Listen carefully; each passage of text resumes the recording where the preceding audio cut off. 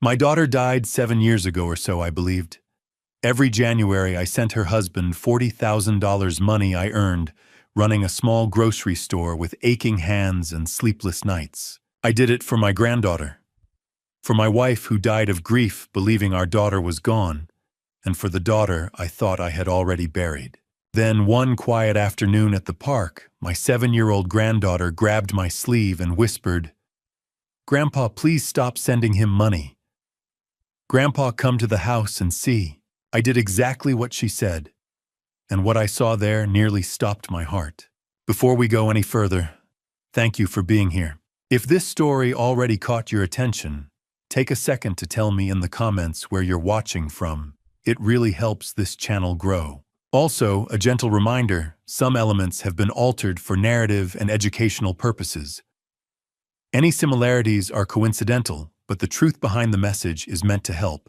I'm Stephen Harper, 68 years old, and for the past 7 years, I've been doing my best to hold what's left of my family together. That means every other Saturday I take my granddaughter Ivy, she's 7, to Riverside Park for ice cream. Chocolate chip for me, strawberry swirl for her. It's our routine, has been since her mother died. Willa was my daughter, my only child. 7 years ago, she died in a car accident on Route 9. Vehicle went off the road, caught fire. They said the body was too badly burned for an open casket. We cremated what was left. 6 months later, my wife Gloria died too. The doctors called it a heart attack, but I knew the truth. She died of a broken heart. Losing Willa killed her just as surely as that accident killed our daughter. So now it's just me, Ivy, and her father, Brad, my son-in-law. Brad's raising Ivy alone and I help out. $40,000 a year every January for the past 7 years. It's what Willa would have wanted. It's what family does. That September afternoon at the park seemed normal enough. Ivy sat beside me on our usual bench near the old oak tree, kicking her light-up sneakers and telling me about her spelling test. She'd gotten an A. I told her I was proud. She smiled that same smile Willa used to have, and for a moment everything felt okay. Then she stopped smiling. Grandpa. Her voice dropped to a whisper. She glanced over her shoulder toward the playground, then leaned in close. "Please stop sending money." I blinked. "What?" The money." "To Daddy." Her little hand gripped my sleeve and I saw something in her eyes I'd never seen before: fear. "Please stop. There's something you need to see." My chest tightened. "Ivy, what are you talking about?" Just watch him, Grandpa. Watch Daddy. You'll see." She pulled away suddenly, hopping off the bench. "I have to go. He'll be mad if we're late." "Wait, Ivy, if something's wrong." "Please, Grandpa, just watch him." She wouldn't say another word. The drive to Brad's house was silent. Ivy stared out the window, clutching her backpack, like it was a life preserver. I wanted to ask more questions, but the look on her face told me not to push. "Not yet." Brad's house is a modest 2-story on Maple Street. White siding, black shutters, a lawn that's always a week past, needing a mow. I'd helped him with the down payment 4 years ago, another check I'd written without thinking twice. He was waiting on the front steps when we pulled up. "You're late," he said flatly. "Traffic," I lied. Ivy was already out of the car, head down, hurrying toward the door. Brad barely looked at her. "Go inside and start your homework." She didn't say goodbye to me, just disappeared into the house. I stood there on the sidewalk watching through the window as Ivy sat down at the dining room table. Brad walked right past her, phone pressed to his ear, not even glancing her way. Something twisted in my gut. "Patskati." I called out before he could close the door. "Is everything okay with Ivy?" He shrugged. "She's fine. Why wouldn't she be?" She just seemed quiet. "She's 7. Kids get moody." He paused, then added, "Hey, any chance you could send next year's payment early? Got some expenses coming up." Next year's payment. It was September. I wouldn't normally send the money until January. "What kind of expenses?" "House stuff. You know how it is." He wasn't looking at me, Forget it. January's fine. The door closed. I got back in my car and sat there, engine running, hands gripping the steering wheel. My mind was racing. Watch him, Ivy had said. There's something you need to see. $40,000 a year. $280,000 over 7 years. That was a lot of money for a man who barely said thank you, a man who couldn't even look his own daughter in the eye. I drove home as the sun set, painting the Pennsylvania sky orange and purple. The house was quiet when I got there. It's been quiet since Gloria died. Some nights I still reach for her in my sleep, forgetting for half a second that she's gone. Tonight I couldn't even think about sleep. I kept replaying every interaction I'd had with Brad over the past 7 years. The way he'd asked for money, but never sent updates about Ivy. Never invited me to dinner. Never called just to talk. He'd moved on fast after Willa died, started dating someone new within a year. I'd told myself everyone grieved differently, but what if I'd been wrong? What if there was something I'd missed? Willa's urn was sitting on my mantel downstairs. I'd kept it there for 7 years because I couldn't let go. Couldn't scatter her ashes like Gloria had wanted. It was all I had left of my daughter, or so I thought. I lay awake that night staring at the ceiling. What did Ivy mean? What was I supposed to see? The night they told me Willa was dead, I didn't believe them. It was March 15th, 2017. 2 officers stood on my front porch at 3 a.m, their faces carefully neutral in that way cops learn to do when they're about to destroy your world. Behind them, the street was empty and cold. I remember thinking it was too quiet for news like that. There's been an accident on Route 9, the older one said. Your daughter's vehicle went off the road. Vehicle, not car, not Willa's Honda. Vehicle. Like using a distant word could soften what came next. She's at the hospital, I asked, already reaching for my coat. Gloria was behind me, gripping my arm. The officer shook his head. Sir, I'm sorry. There was a fire. Your son-in-law identified her from dental records. That's when Gloria's knees buckled. The details came in pieces over the following days. Willa had been driving home late from a friend's house, Natalie Hughes, her best friend since college. The car had veered off Route 9 near mile marker 47, hit a tree, and caught fire. By the time emergency crews arrived, the vehicle was fully engulfed. They said she died on impact. They said she didn't suffer. I've never been sure if that was true or just something they tell families. The funeral was closed casket. Had to be. Brad stood beside me at the service, Ivy on his hip. She was barely 6 months old then. And I remember thinking how wrong it was that my daughter's baby would never remember her mother's face. Never hear her laugh. Never know how Willa used to sing off-key in the shower or how she cried during sappy commercials. They gave us an urn, simple brass about the size of a shoebox. It sat on our mantel for a week before Gloria could even look at it. We should scatter her ashes at the lake, she said one morning, voice hollow. Remember how much she loved it there. We'd spent every summer at Lake Rayburn when Willa was growing up. She'd learned to swim there, caught her first fish, kissed her first boyfriend under the dock. Gloria was right, it was the perfect place. But then Gloria died. 6 months after we buried our daughter, my wife's heart gave out. Just stopped. The doctors called it cardiac arrest, but I knew better. You can die of a broken heart. I watched it happen. She got thinner, quieter, more distant every day, until one morning I woke up and she was gone.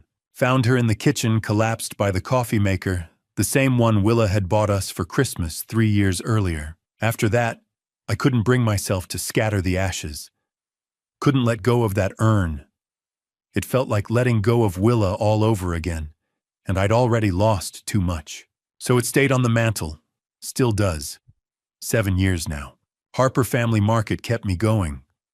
The store's been in my family for 35 years. My father started it back in 1989, and I took over when he retired. It's nothing fancy. Just a neighborhood grocery on the corner of 5th and Chestnut. The kind of place where people know your name and pay with crumpled bills from their jacket pockets. Mrs. Patterson buys her tea there every Tuesday. Old Joe Fletcher gets his lottery tickets every Friday. They all knew Willa. They all came to the funeral. After Gloria died, the store became my anchor. I'd open at 6 every morning, stock shelves ring up customers close at 8. The routine kept me sane, kept me from thinking too much about the empty house waiting for me at the end of each day, and I kept my promise to Willa. Before she died, she'd made me swear that if anything ever happened to her, I'd take care of Ivy, make sure she had everything she needed. So I did. $40,000 a year sent to Brad every January like clockwork. It wasn't about the money. It was about keeping my daughter's memory alive, about making sure Ivy had opportunities, stability, a future. Brad never said much about it. A quick thanks in a text message, maybe. No updates on how the money was being used. No invitations to see Ivy more than our every other Saturday ice cream trips. I told myself he was just private, that grief made people withdraw. But Ivy's words at the park kept circling back. Please stop sending money. There's something you need to see. I stood in front of Willa's urn that night after driving home from Brad's house. Just stood there in my living room, staring at it in the dim light from the street lamp outside. 7 years I'd kept this thing. 7 years I'd honored it like it was sacred. What if something was wrong? What if Ivy knew something I didn't? I thought about the accident again. The details that never quite added up. How Willa had been driving on Route 9, a road she knew by heart, and somehow lost control on a clear night. How the fire had been so intense there was nothing left to identify.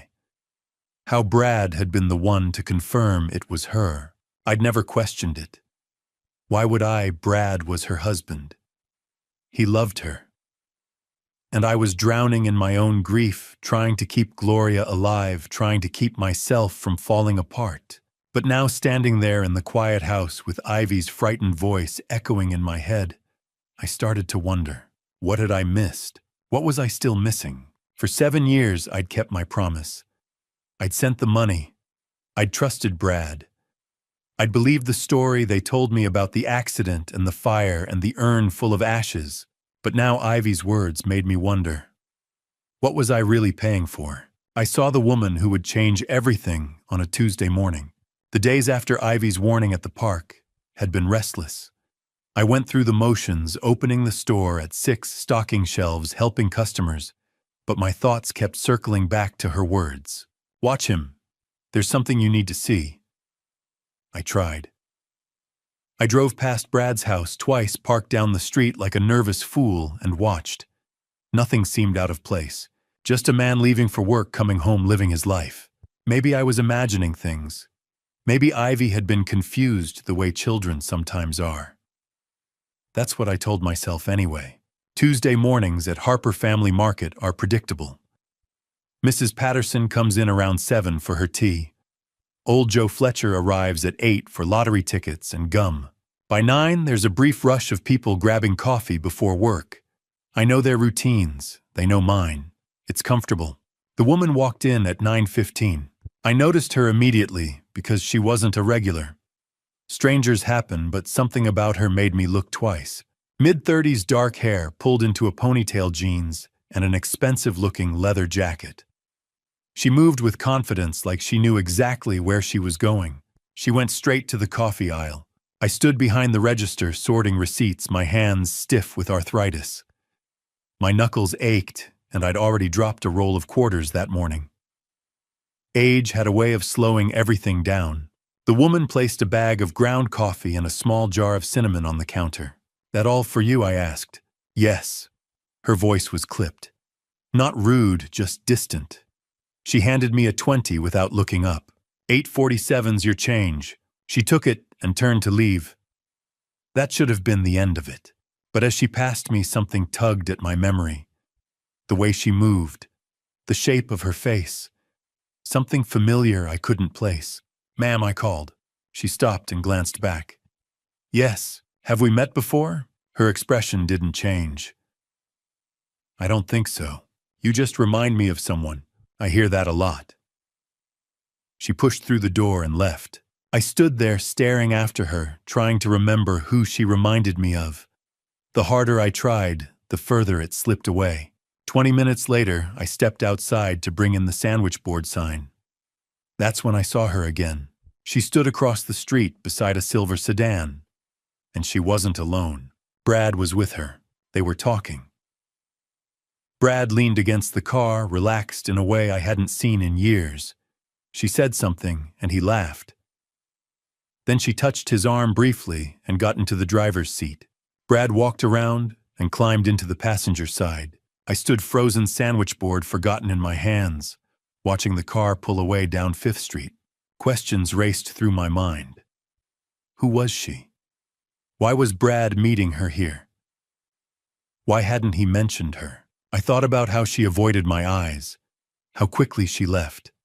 Coffee and cinnamon? Just those 2 items. Nothing else. Coffee and cinnamon. The combination unsettled me, though I couldn't explain why.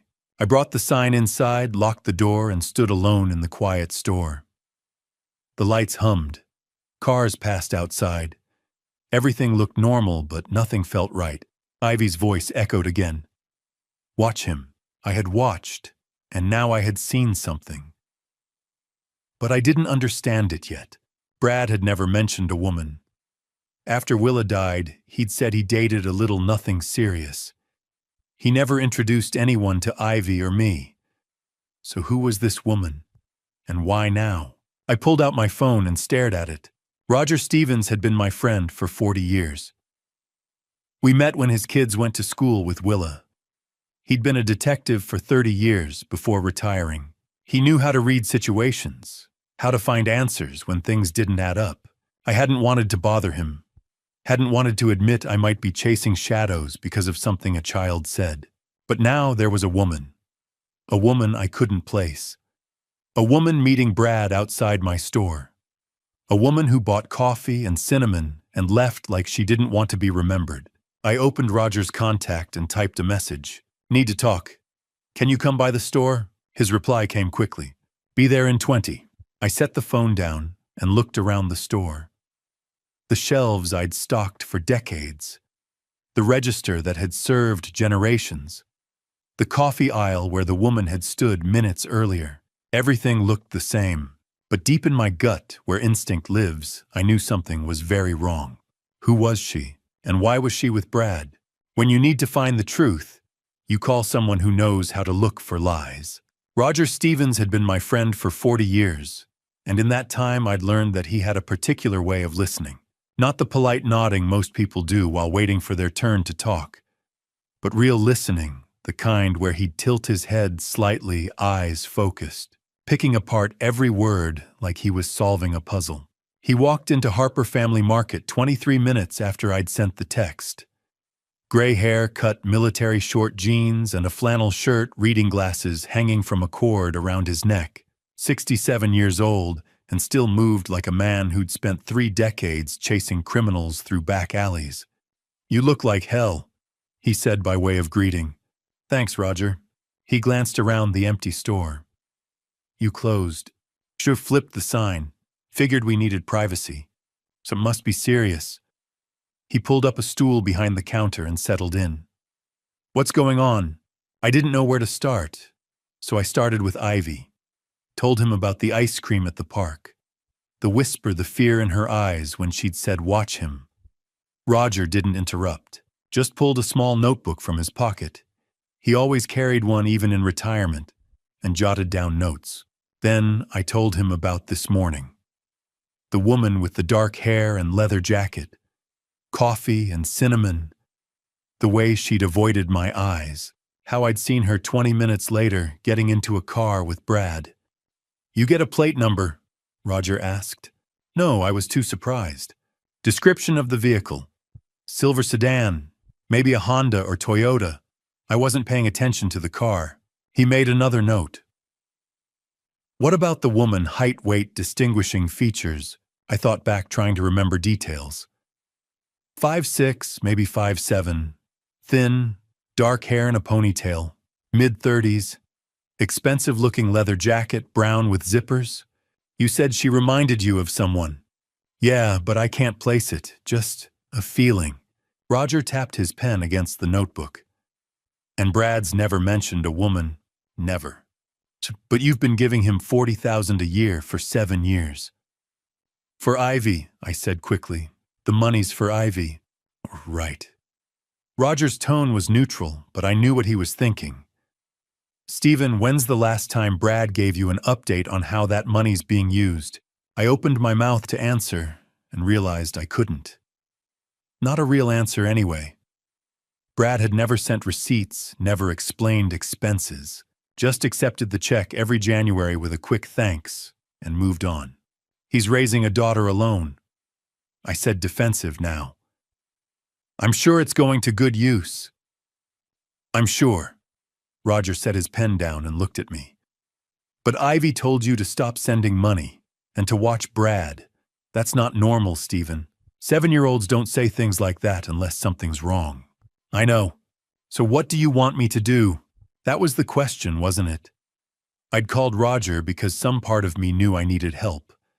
But saying it out loud felt like crossing a line I couldn't uncross.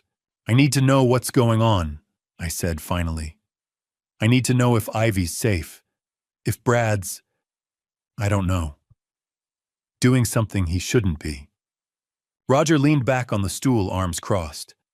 You want surveillance? Is that legal? On a public street, watching someone's comings and goings from outside their property. He shrugged. Not illegal. Not particularly ethical if you're doing it to a family member, but not illegal. The word family hit harder than it should have. Brad wasn't blood, but he was Willa's husband, Ivy's father. For 7 years, I'd sent him money because that's what family did. Now I was talking about spying on him like he was a suspect. I don't want to betray his trust, I said quietly. Then don't. Roger's voice was firm. Go home. Forget about the woman. Forget about Ivy's warning. Tell yourself everything's fine and keep writing those checks. I looked up sharply. You think I should ignore this? No. He met my eyes. I think you need to decide what matters more, Brad's trust or Ivy's safety. The words hung in the air between us. She's 7 years old, Roger continued. She came to you scared enough to whisper a warning in a park. She told you to stop sending money and to watch her father. Kids that age don't make things up, Stephen. They don't have the imagination for it. If Ivy's worried, there's a reason. I thought about Ivy's face at the park. The way she'd gripped my sleeve. The fear in her eyes. What do we do? I asked. Roger picked up his pen again. We start simple. I've still got some equipment from my detective days, cameras, recording devices, all legal for private investigation purposes. We set up outside Brad's house. Watch who comes and goes. See if the mystery woman shows up again. Track his routine. Look for patterns. For how long? As long as it takes. He flipped to a fresh page in his notebook. Could be a few days. Could be a couple weeks. Depends on what we find. And if we find nothing, then you'll know Ivy was confused, and you can sleep better at night. Roger looked at me over his reading glasses. But I've been doing this a long time, Stephen. And my gut says we're going to find something. Mine did too. That was the problem. When do we start? I asked. Tomorrow morning. I'll bring the equipment. We'll park down the street from Brad's place, see what happens. He stood tucking the notebook back into his pocket. Get some rest tonight. Once we start this, you need to be ready for whatever we find. I nodded, but I knew I wouldn't rest. Hadn't really rested since Ivy's whisper at the park. Roger headed for the door, then paused with his hand on the frame. Stephen, you're doing the right thing. Protecting a kid always is. Even if it means going behind Brad's back, especially then.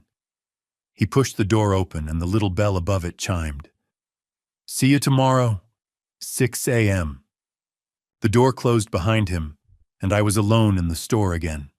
I stood there for a long moment, looking at the coffee aisle where the woman had stood that morning, at the register where she'd paid in cash, at the front window where I'd watched her drive away with Brad.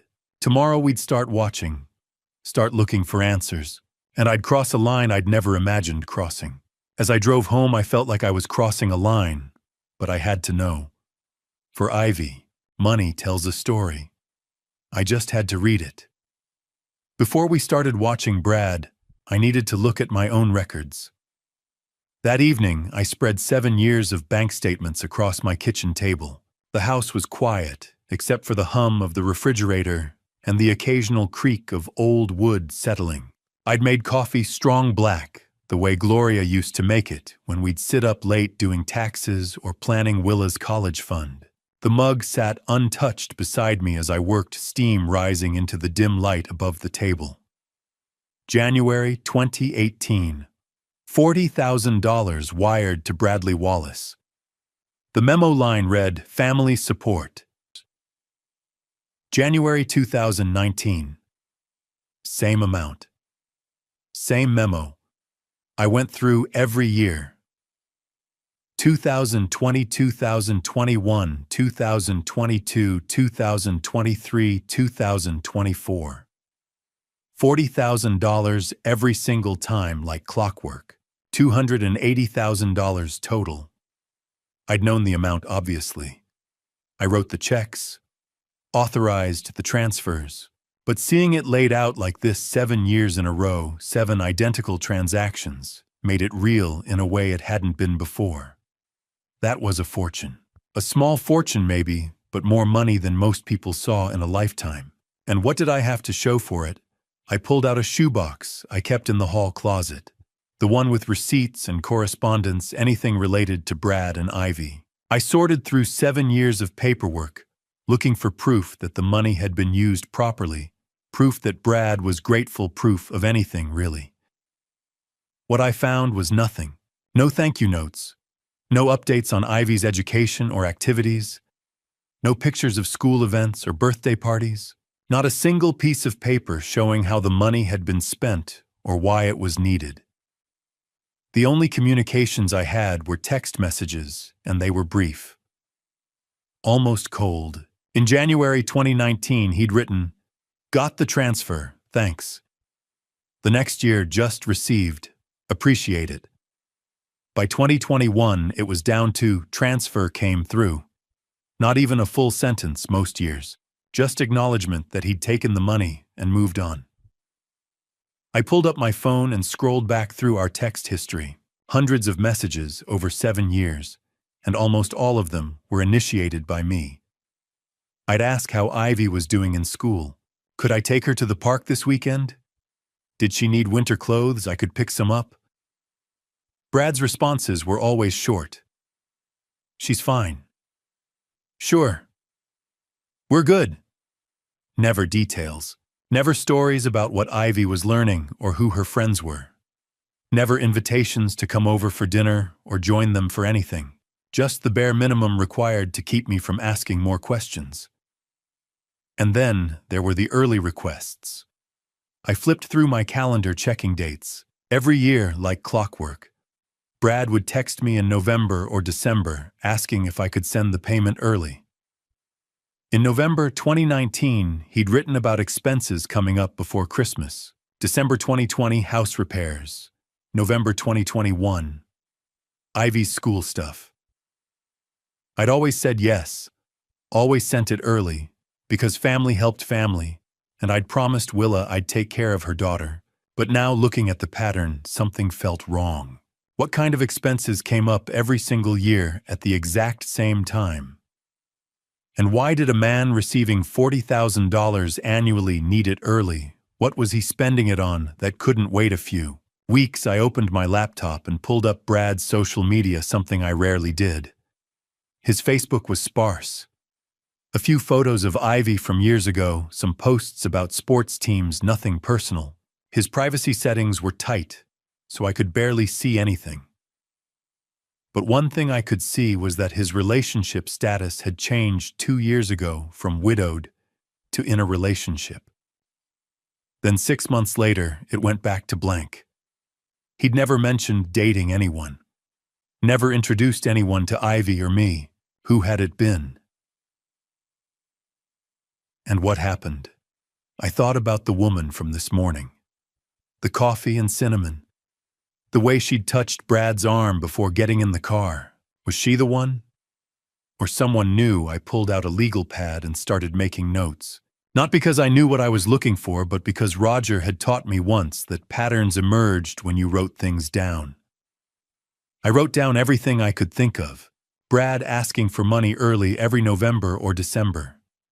Never providing updates or receipts. Minimal communication. No family involvement. The relationship status change from 2 years ago. The mystery woman today.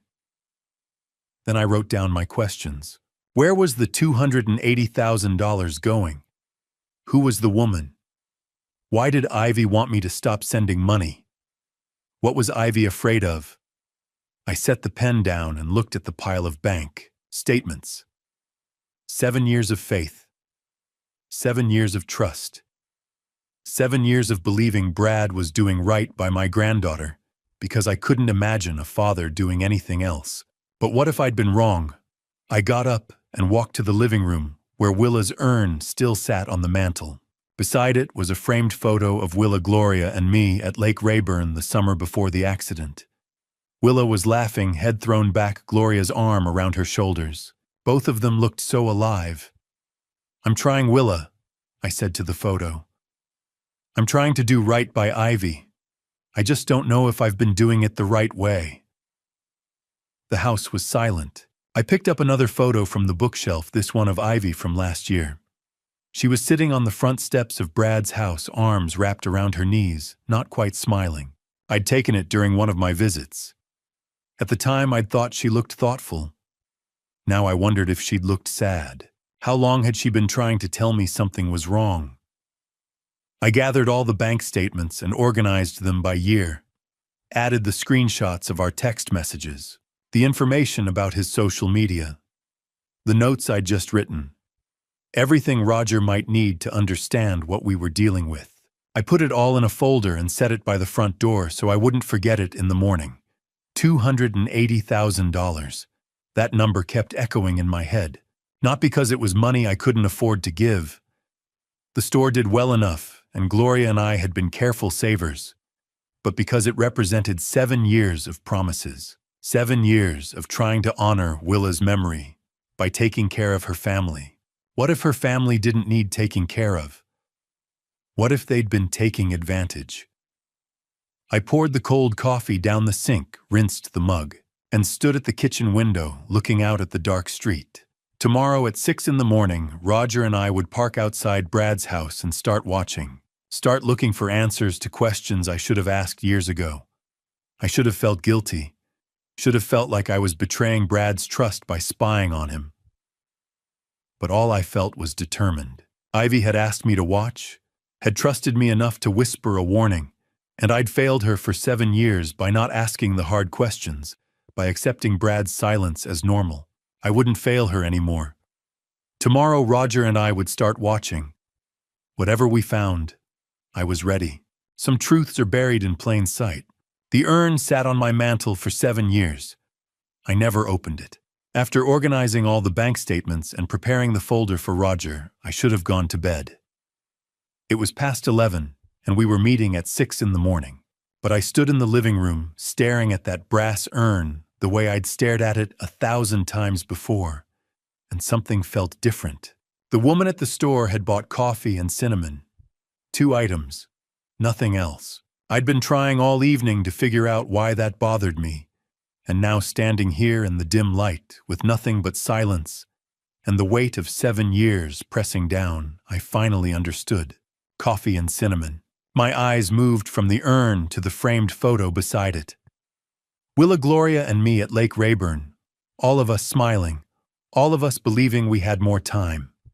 I'm sorry, I whispered to Gloria's image. I should have looked sooner. I'd avoided the urn for 7 years.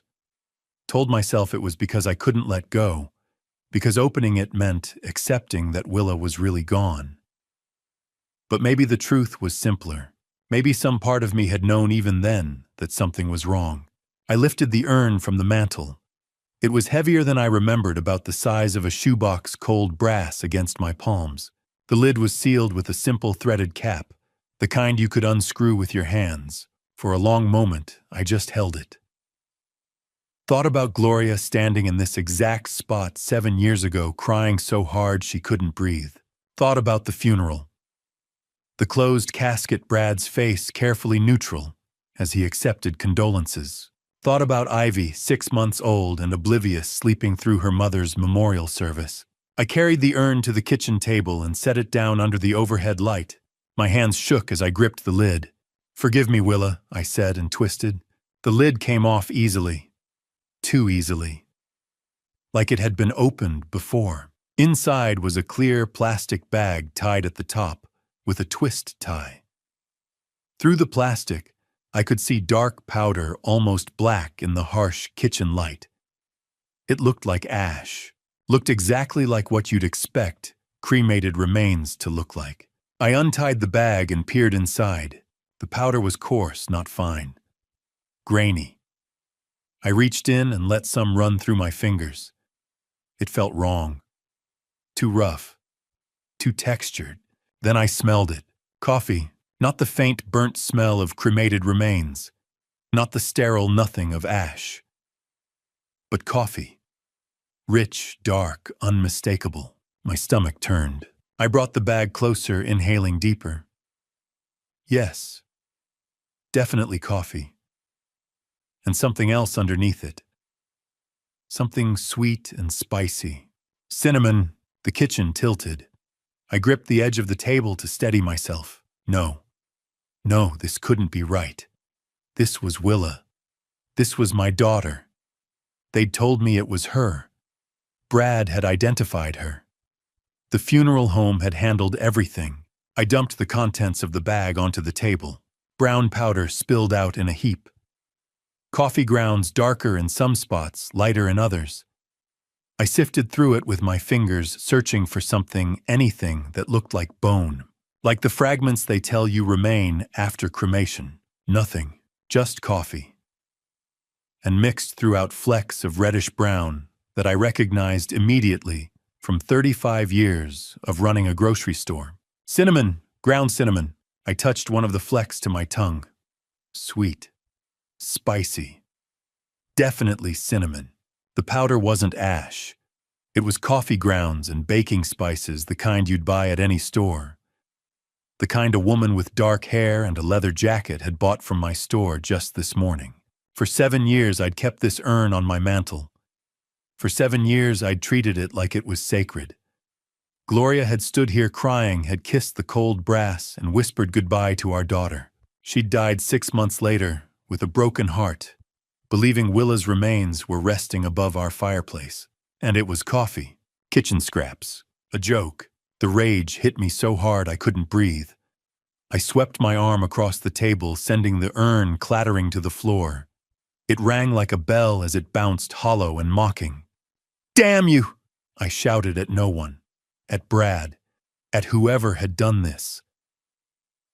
"Damn you!" I braced my hands on the table shoulders, heaving, staring down at the pile of coffee and cinnamon scattered across the wood.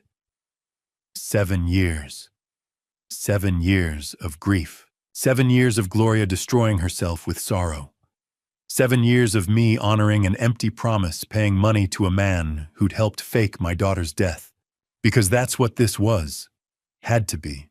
If the urn was fake, then the funeral was fake. If the funeral was fake, then maybe the body was fake. And if the body was fake, my phone was in my hand before I'd consciously decided to pick it up. I pulled up Roger's contact and called. He answered on the second ring, voice groggy. "Stephen, it's almost midnight. The urn!" My voice came out hoarse, shaking. "Roger, the urn is fake." Silence on the other end. Then more alert. "What do you mean, fake?" I opened it. "It's not Willa, it's coffee. Coffee and cinnamon. Just like the woman at the store bought this morning." I heard rustling like he was sitting up. "You're sure?" "I'm looking at it right now. Spread all over my kitchen table." I laughed, but it came out broken. My wife died thinking our daughter's ashes were on the mantel. And it was coffee the whole time. "Stephen." Roger's voice was calm, steady, the detective voice. "Listen to me. Don't touch anything else. Don't clean it up. I'm coming over right now. They lied to us." The words felt thick in my throat. The funeral, the body. Brad identified someone who wasn't Willa. They burned someone else and gave us kitchen scraps in a brass box. "I'm 10 minutes away. Stay there. Don't call Brad. Don't call anyone. I'm coming." The line went dead. I stood in my kitchen, surrounded by coffee grounds and cinnamon, staring at the overturned urn on the floor. The house was silent, except for my ragged breathing. 7 years ago, they'd told me my daughter was dead. They'd shown me a closed casket. They'd handed me this urn and told me it contained her remains. And I'd believed them. Gloria had believed them. We'd mourned. We'd broken. We'd died a little bit ourselves. And it was all a lie. I looked at the scattered coffee grounds, at the cinnamon mixed throughout, at the empty brass urn lying on its side.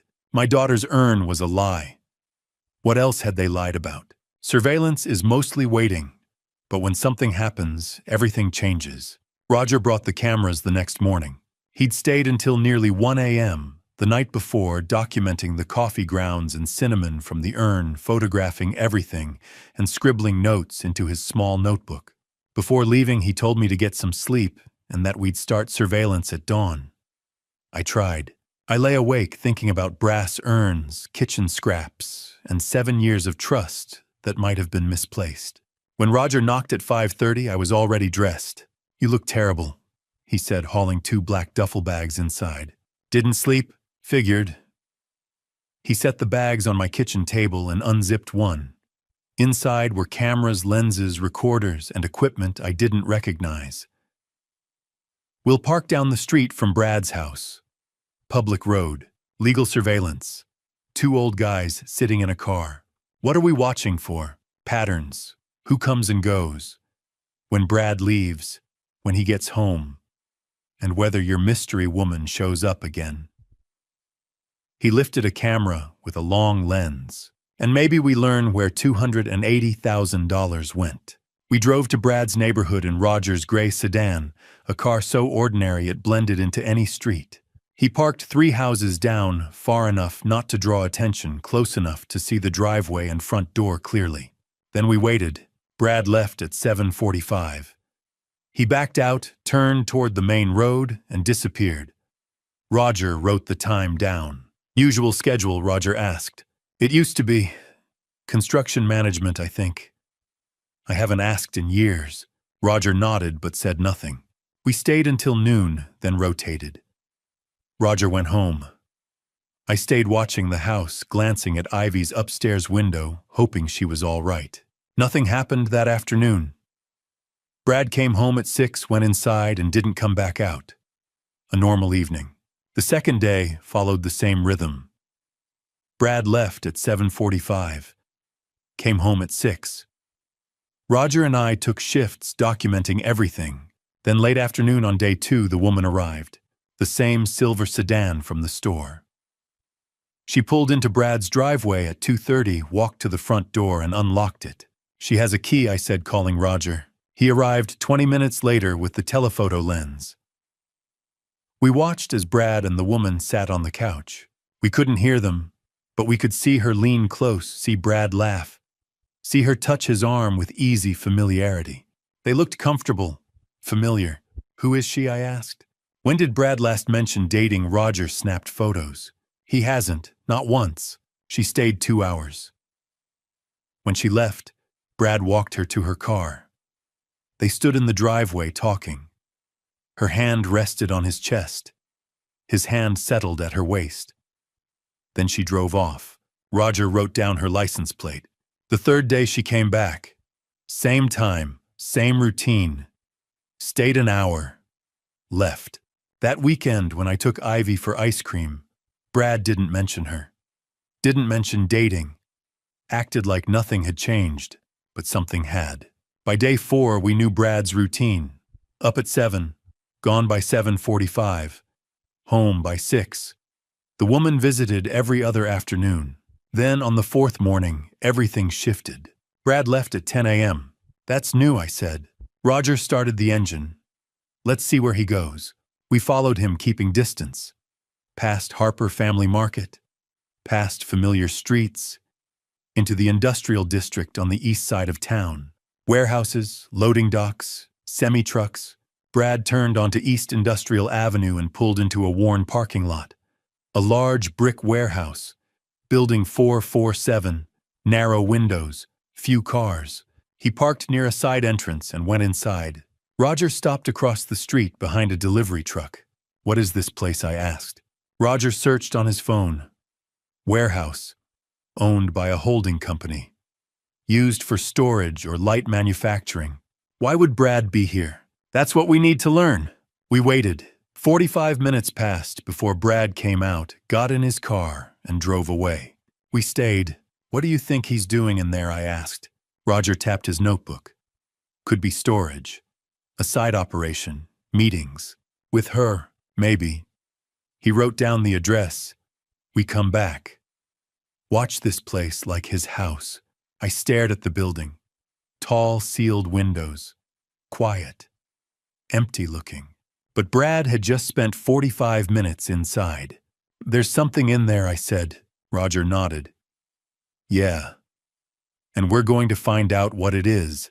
I spent the entire night pacing through my house, unable to sleep. Unable to think about anything except the voice we'd heard inside the warehouse. The crying, the pleading, the words that replayed over and over in my head like a broken record. I've been here for 7 years. When Roger knocked on my door at 7 that morning, I had already been awake for hours. You look worse than yesterday, he said, as he carried his laptop bag inside. Didn't sleep. Figured. He placed the laptop on my kitchen table and opened it. Stephen, I need you to sit down for this. What is it? Just sit, please. I sat. Roger pulled up a video file. Remember when I told you I still have contacts on the force? One of them accessed security footage around the warehouse. All public cameras. Traffic monitoring. Completely legal. And this. He pressed play. The footage was black and white and grainy, the kind used on nightly news broadcasts. A wide shot of East Industrial Avenue appeared, the timestamp showing early afternoon 3 days earlier. Cars passed. A delivery truck. Nothing unusual. Then a woman entered the frame from the left, walking along the sidewalk. That's the warehouse, Roger said, pointing to a building in the background. That's the side entrance Brad uses. The woman walked closer to the camera. Her face was partially turned away, but as she moved, the angle shifted. Roger paused the video. Look at her face, Stephen. I leaned closer. The image wasn't sharp, but it didn't need to be. Dark hair pulled back. Thin frame. Something familiar in her posture and the way her head tilted slightly as she walked. My heart stopped. No, I whispered. Look closer. Roger zoomed in. The pixels blurred, but the shape remained. The nose. The cheekbones. That subtle tilt of the head I had seen thousands of times when she was a teenager, when she was in college, when she stood beside me on her wedding day. That's not possible, I said, though. My voice was shaking. Roger opened another window. I ran the image through facial recognition software. Compared it to Willa's driver's license photo from 7 years ago. 2 images appeared side by side. On the left, Willa's license photo from 2017. Younger, smiling. On the right, a still frame from the warehouse footage. Older, no smile. Darker hair, but the same face. 97% match, Roger said softly. Stephen, that's Willa. The room tilted. I grabbed the edge of the table to steady myself. No, she's dead. We buried her. We had a funeral. You had a closed casket funeral, Roger said gently. You cremated someone. But you never saw a body.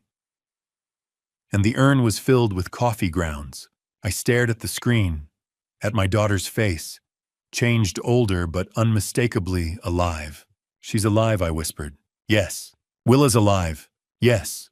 The words didn't make sense. For 7 years, I had mourned her.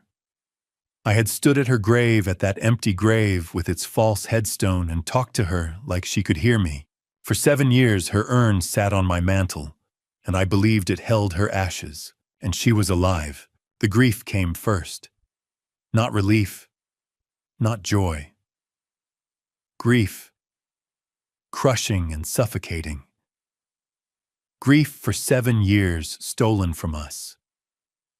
7 years Gloria and I could have spent with our daughter. 7 years Ivy could have known her mother. Then the rage followed. Gloria died believing Willa was dead, I said, my voice breaking.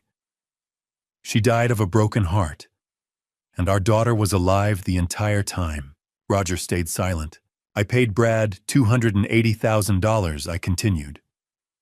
$280,000 to care for Ivy because her mother was supposedly dead. I know. Ivy thinks she's an orphan, I said, standing abruptly. She doesn't even know her own mother is alive.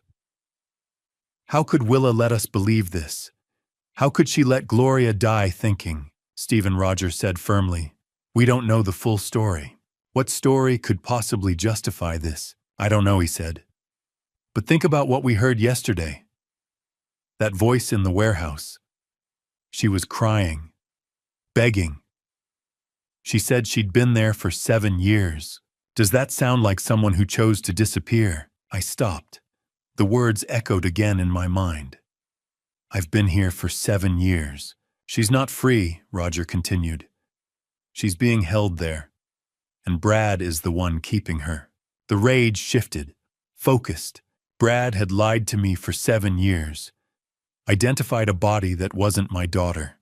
Took my money. Let Gloria die. Kept Ivy from her mother. Brad had imprisoned my child. We need to go there now, I said, moving toward the door. Roger blocked me. Not yet. She's alive. She's being held prisoner. And if we rush in without knowing everything, we could make it worse, he said. We don't know who else is involved. We don't know what Brad has over her. We don't know how dangerous this is. I don't care, Stephen, Roger said, gripping my shoulders. Your daughter has survived 7 years in that warehouse. If we act recklessly, she could get hurt. The words stopped me cold. We need the full truth, Roger said. Then we get her out safely. How? We talk to her, he said. Away from Brad. The footage shows she leaves the warehouse briefly each afternoon. If she has a routine, we approach her then. And say what? We tell her you're here, Roger said quietly. That you know she's alive. That you want to help. I sank back into the chair, head in my hands. My daughter was alive. And for 7 years, I had believed she was dead. I couldn't wait anymore. I had to see her. Roger had wanted to wait. Plan it out. Catch her when she came outside during the day, approach her somewhere safe. But how was I supposed to go home and sleep knowing my daughter? My daughter, who I'd mourned for 7 years, was alive. Locked in some warehouse while I sat in my empty house staring at fake ashes. I couldn't do it. So at 9 o'clock that night, I got in my car. Didn't even tell Roger I was going. Just drove. He was already there when I pulled up. Standing by his car across from building 447, arms crossed, waiting. He'd known. Of course he'd known. Couldn't sleep either, I said. I figured you'd do something stupid. He wasn't smiling. If we're doing this, we do it my way. We go in, we stay calm, we listen. Got it? Yeah. I mean it, Stephen. No matter what she says. No matter how angry you get. I nodded. Didn't trust myself to speak. The warehouse looked wrong at night. Like something out of a nightmare. One light in an upper window, everything else dark. We crossed the street. The side door Brad always used, Roger tried the handle. Unlocked. He looked at me. Private investigation. Reasonable cause. Someone's in danger. I know. Just making sure we're clear. He pushed the door open. Inside was bigger than I expected. Colder. The kind of cold that seeps into your bones. High ceilings, shadows everywhere, shelves stacked with God knows what. But in the back corner, past all the industrial debris, someone had tried to make a home. A twin bed, blankets that had seen better days, a card table with a hot plate instant coffee plastic spoons, clothes on wire hangers strung between two posts, one folding chair, one battery lamp throwing weak yellow light across concrete floors, and photos, taped to the wall above the bed. Ivy, all of them. Every school picture I'd sent Brad over the years. Every birthday photo. That one from the park last summer where she'd lost her front tooth. They were here. On this wall. In this warehouse. He'd been showing them to Willa. She was sitting on the bed, staring at those photos like they were the only thing keeping her alive. When the door creaked, she looked up. 7 years. 7 years since I'd seen that face. She looked so different. Thinner. Way too thin. Hair darker, longer, pulled back in a messy ponytail. Dark circles under her eyes like she hadn't slept in weeks. Maybe months. And something else. Something in the way she held herself. Like she was always ready to run. Dad. Just that one word. Barely a whisper. And I lost it. How could you? It came out louder than I meant. Harsher. She flinched back against the wall. How could you do this to us? I can explain. Explain. I took a step toward her. She pressed harder against the wall. Your mother died, Willa. Your mother. She died thinking you were gone. Dad, please. She cried every single day. Every single day for 6 months. Do you understand that 6 months of watching her waste away and I couldn't? My voice cracked. Stacey, I couldn't help her because our daughter was dead. Except you weren't dead. You were here.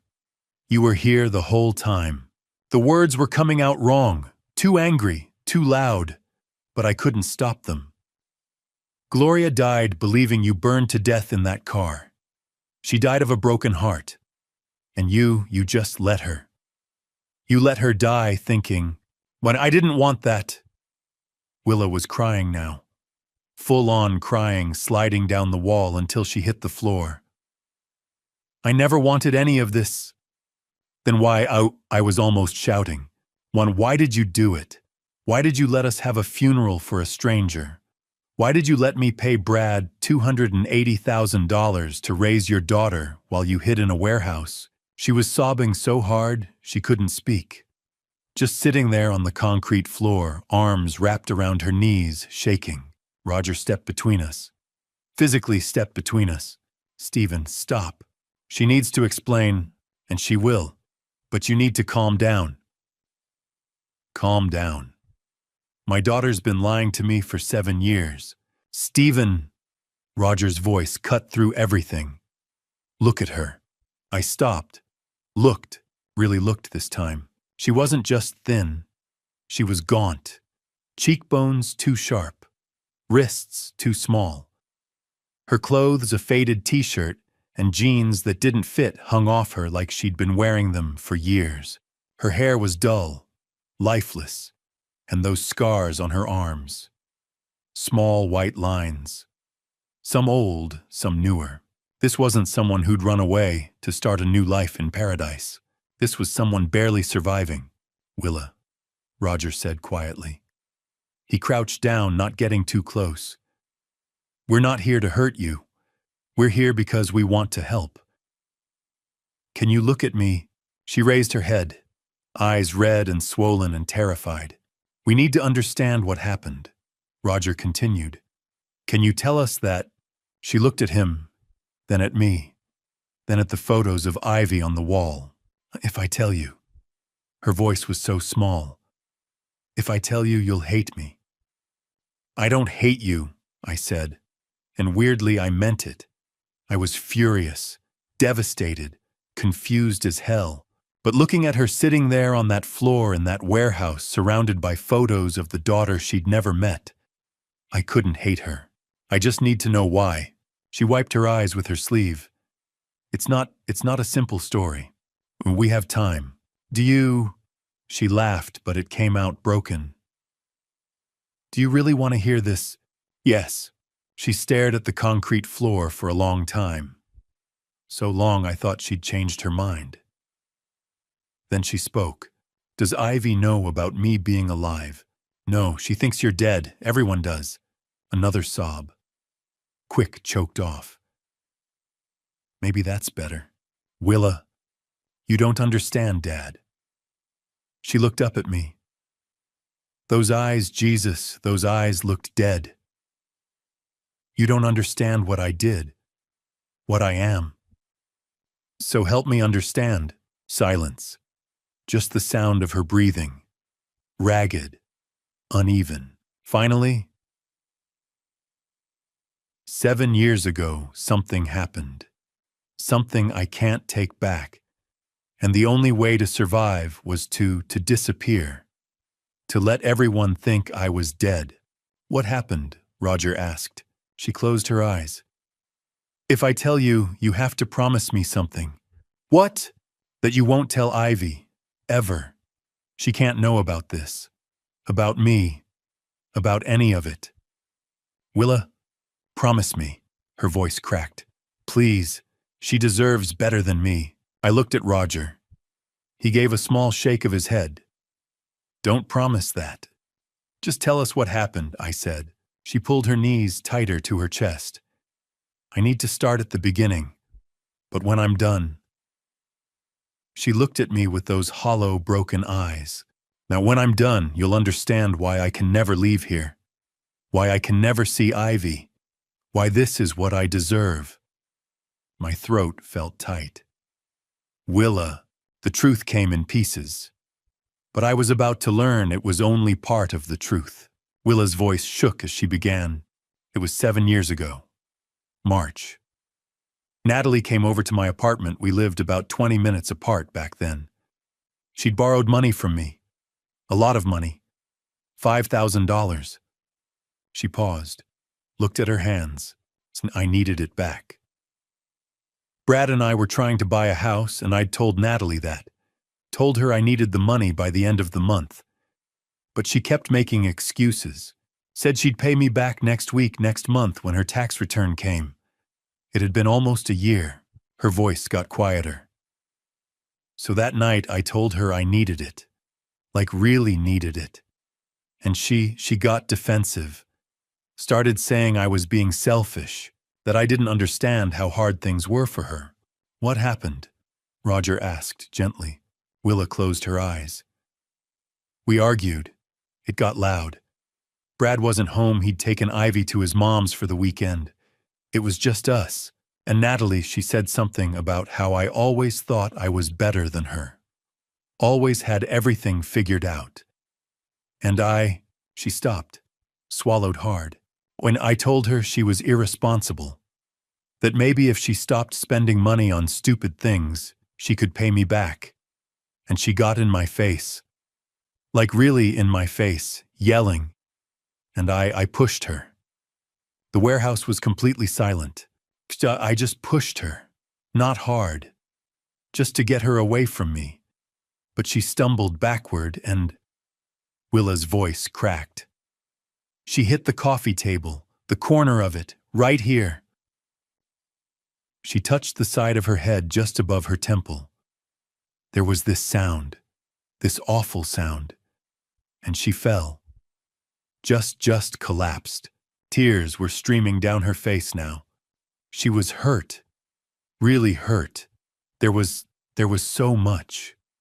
On the carpet, on the table, on my hands. And Natalie, she wasn't moving. She wasn't responding.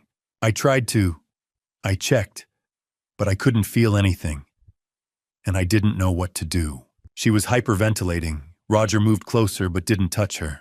Breathe, Willa. Just breathe. She gulped air, nodded, kept going. I panicked. I called Brad. He came home right away. And when he walked in and saw Natalie on the floor, he just stared for a minute. Then he checked her, put his fingers on her neck. And he looked at me and said, "She's gone." My stomach turned. I couldn't stop crying, couldn't think.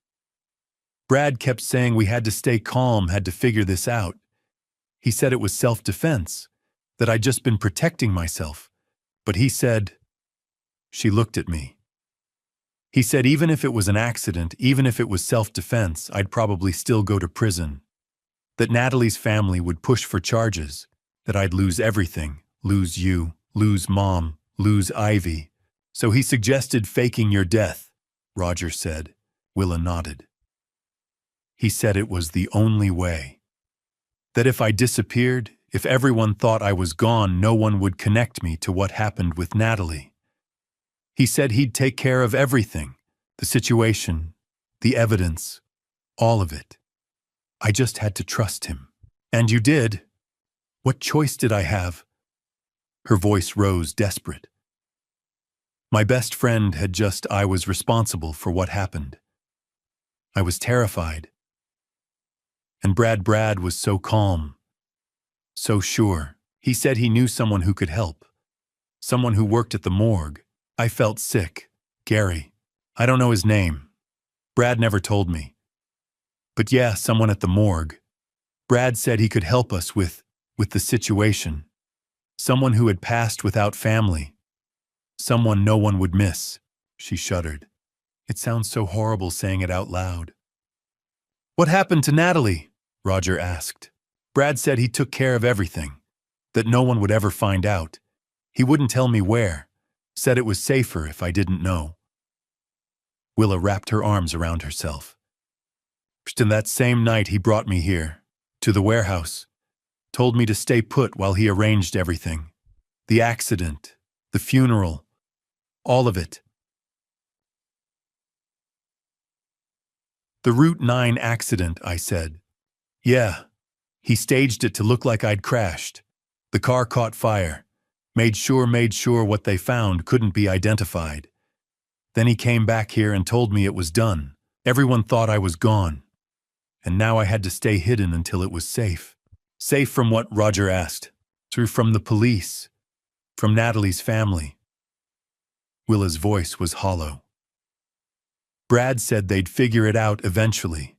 That someone would notice Natalie was missing. That they'd start asking questions. He said if I stayed hidden, if I just waited it out, eventually people would forget. Move on. For 7 years, she laughed bitterly. It was supposed to be temporary. A few months, maybe a year. But every time I asked when I could leave, Brad said it wasn't safe yet. That the police were still looking. That Natalie's family hired a private investigator. That people were asking questions about me. She looked at the photos of Ivy on the wall. He said it was better this way. That Ivy was safer not knowing me. That if I came back, if anyone found out what happened, Ivy would suffer for it. So I stayed. For her. To protect her. My chest felt tight. Willa, did you know I was sending Brad money? What money? True, $40,000 a year. For 7 years. To take care of Ivy. Her face went pale. I didn't know that. Brad never told me. He never mentioned it. No, he brought me food, supplies, sometimes clothes. He said he was taking care of Ivy, that she was fine. That was it. Roger and I exchanged a look. And Willa, Roger said carefully. When Natalie fell when you checked on her, are you absolutely certain she didn't make it? Willa stared at him. She was so hurt. She wasn't moving. But did you check thoroughly? Did Brad check? He put his fingers on her neck. He said she was gone. But you didn't see him do it. You were crying, panicking. You might not have seen exactly what he did. What are you saying? Roger leaned forward. I'm saying Brad told you Natalie didn't make it, but you never actually confirmed it yourself. You were in shock. You trusted him. She was... Willa stopped. I saw her fall. I saw how badly she was hurt. Well, head injuries can look worse than they are, Roger said. Even minor ones can cause a lot of... He paused. A lot of visible damage. It doesn't necessarily mean the worst. No. Willa shook her head. No, she's gone. I'm responsible. That's why I'm here. Roger looked at me, then back at Willa. Willa, have you seen Natalie since that night? What number? Of course not.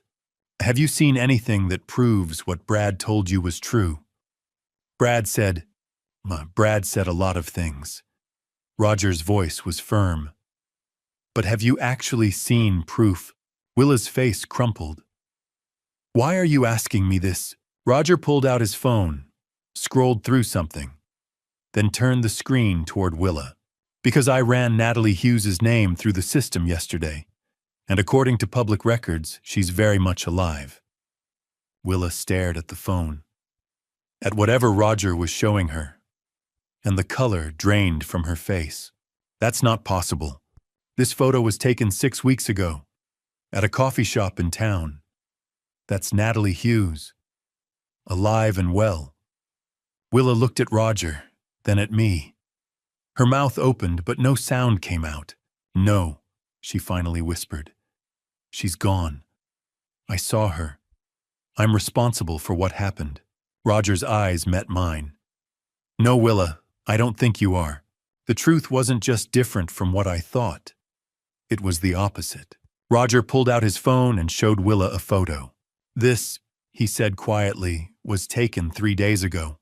Willa stared at the screen. Her face went white. Actually white, like all the blood had drained out of it in an instant. That's not possible. That's Natalie Hughes, Roger said. At Corner Brew, the coffee shop on Main Street, 3 days ago, very much alive. Willa's hands were shaking. No, I saw her. She fell. She was hurt. Brad said. Brad lied. The words hung there. I looked at the photo.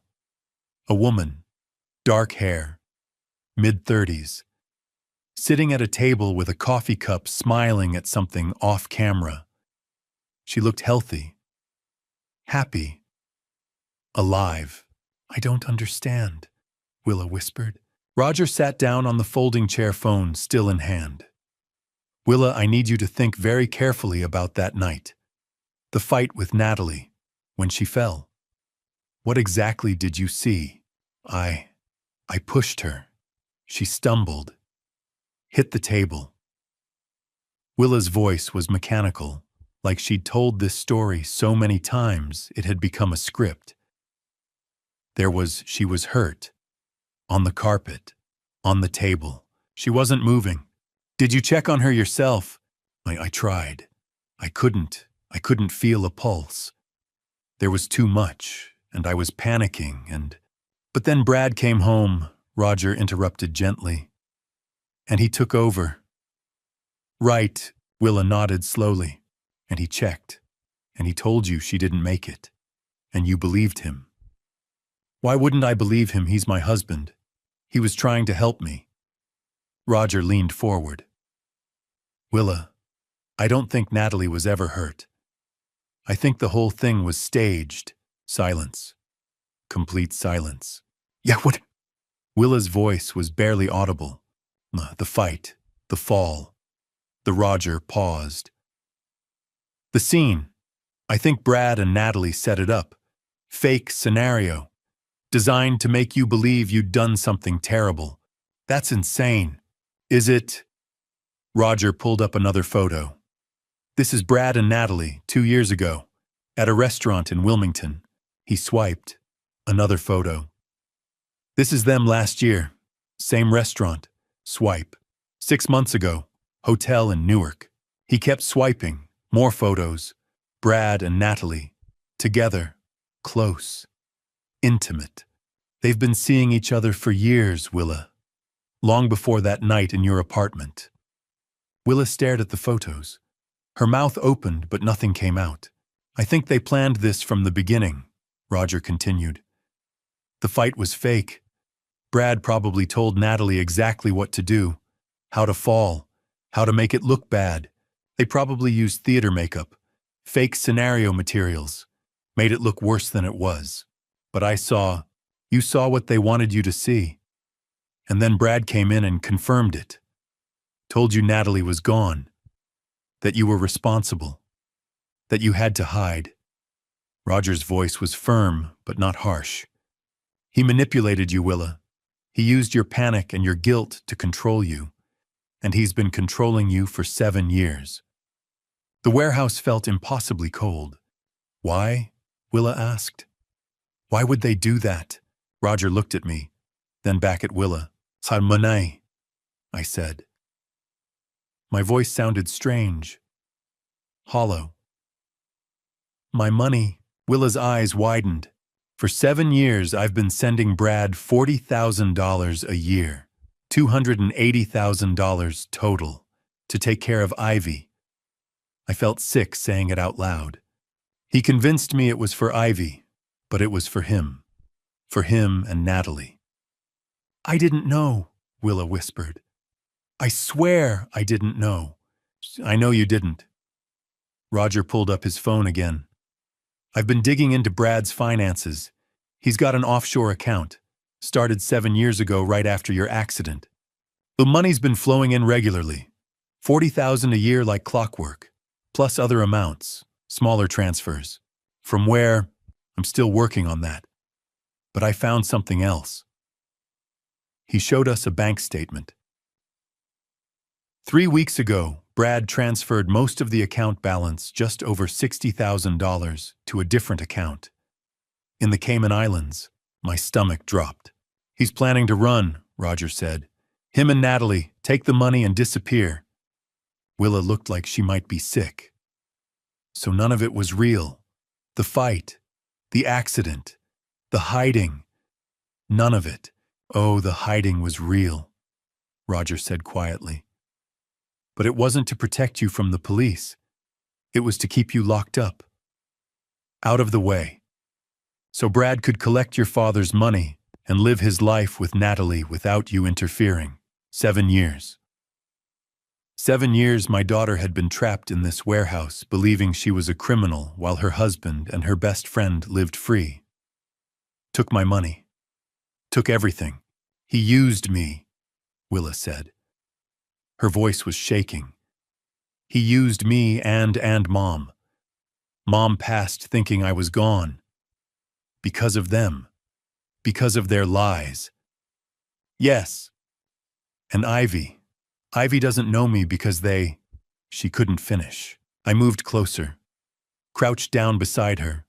Put my hand on her shoulder. She flinched. Then looked at me. Really looked at me. Dad. I'm so sorry. I should have known. I should have checked. I should have... Wow, you were manipulated, I said. My throat felt tight. This isn't your fault, Willa. None of this is your fault.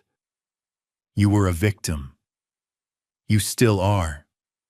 But Mom would want you to live. The words came out fiercer than I intended.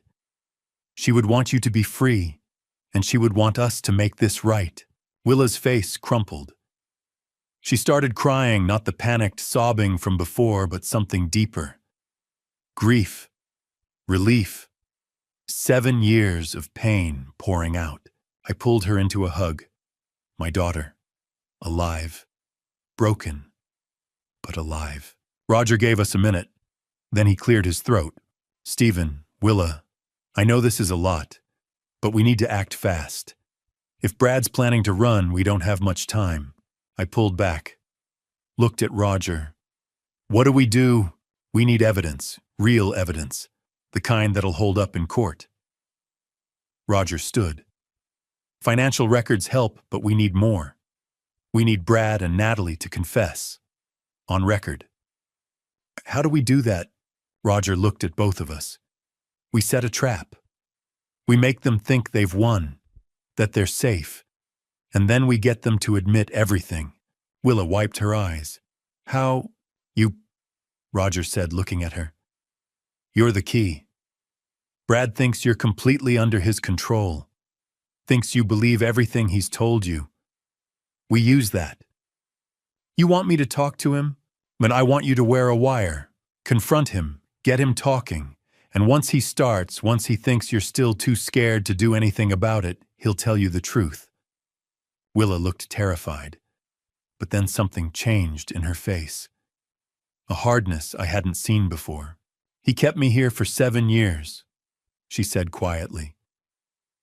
He let me believe I'd hurt someone. He let Mom. She stopped, swallowed. He let your mom pass thinking I was gone. He used Ivy. He used you. She looked at Roger. What do I need to do? Roger looked at both of us. If we're going to take them down, we need them to confess. And I have an idea. Every good trap needs bait. We had the perfect bait, the truth. We met at Roger's house the next morning to plan. I hadn't slept. Again. Spent the whole night thinking about Willa in that warehouse, about Brad and Natalie living free while my daughter rotted in prison. About Gloria. About Ivy. About 7 years of lies. Roger's house was small but organized. Retired detective organized. Papers stacked neatly. Coffee brewing. A dining room table covered in folders and equipment I didn't recognize. Willa sat across from me, looking small and exhausted. She'd stayed at my house last night, first time in 7 years she'd slept in an actual bed. I'd heard her crying through the wall around 3A. Emma didn't know what to say, so I just let her be. Roger set down 3 mugs of coffee and opened his laptop. Okay, here's what we need. He pulled up a document. Brad and Natalie have to confess. On record. Admissible in court. That means we need audio, clear audio, no ambiguity. How? I asked. On wire. We put a recording device on Willa. She goes back to the warehouse. When Brad shows up, and he will show up, he always does, she confronts him. Gets him talking. Once he thinks she's still under his control, he'll admit everything. Willa's coffee mug shook in her hands. You want me to talk to him? After everything. I know it's hard. Hard. Her voice cracked. He kept me locked up for 7 years. He made me think She stopped. And you want me to sit there and act like everything's fine? No, Roger said firmly. I want you to act like you know, like you're done being scared, like you're giving him one chance to tell you the truth before you go to the police. Will that work? Brad's arrogant. He thinks you're broken. Thinks you'll never stand up to him. Roger leaned forward. When you confront him, when you show strength instead of fear, he'll panic. And when people panic, they talk. They justify. They explain. They confess. Willa looked at me. Dad, I wanted to say no. Wanted to tell Roger we'd find another way. But I knew there wasn't another way. You've survived 7 years of his lies, I said quietly. You can do this. She was silent for a long moment, then nodded. Roger pulled out his phone. I've already talked to Detective Kevin Walsh. He's with the County Police Fraud Division. I worked with him for 15 years before I retired. He's solid, and he's ready to move on this. The move how, I asked. Walsh gets us the wire. Official equipment properly documented. Everything legal and admissible. He'll also position officers nearby unmarked vehicles, plain clothes. If anything goes wrong, they move in immediately. What counts as wrong? Roger's jaw tightened. If Brad threatens Willa, if things get physical, if she uses the safe word, something she can say that sounds natural, but signals she's in danger. Officers come in the second they hear it. Willa wrapped her arms around herself. What should it be? Just something you'd actually say. Something that won't sound weird in conversation.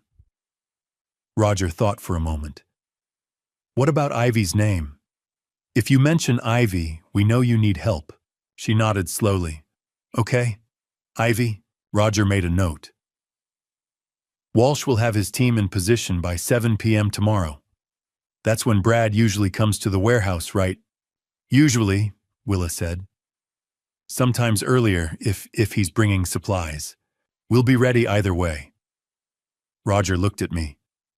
Stephen, you and I will be in my car across the street. Camera with telephoto lens. Backup recording equipment. Walsh's team will have the primary audio feed from Willa's wire, but we'll have secondary recording just in case. In case of what? Technical failure, interference, anything. Roger pulled out a small black device about the size of a quarter. This is the wire. Clips under clothing near the collarbone. Picks up everything within 15 feet. Battery lasts 6 hours. Willa stared at it. That tiny thing. Your technology's come a long way. Roger set it down carefully. Walsh will come by tomorrow afternoon to fit it properly. Show you how it works. Test the signal. What do I say to Brad? Willa asked. When he gets there. How do I start? Roger pulled out his notebook. We'll script it. Not word for word, that'll sound fake.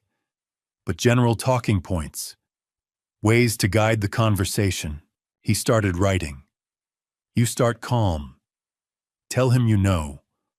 Don't say how you know, just that you do. See how he reacts. He'll deny it, Willa said. Probably. That's when you push. Tell him you know about Natalie. That she's alive. Watch his face. He'll either keep denying or he'll shift strategies.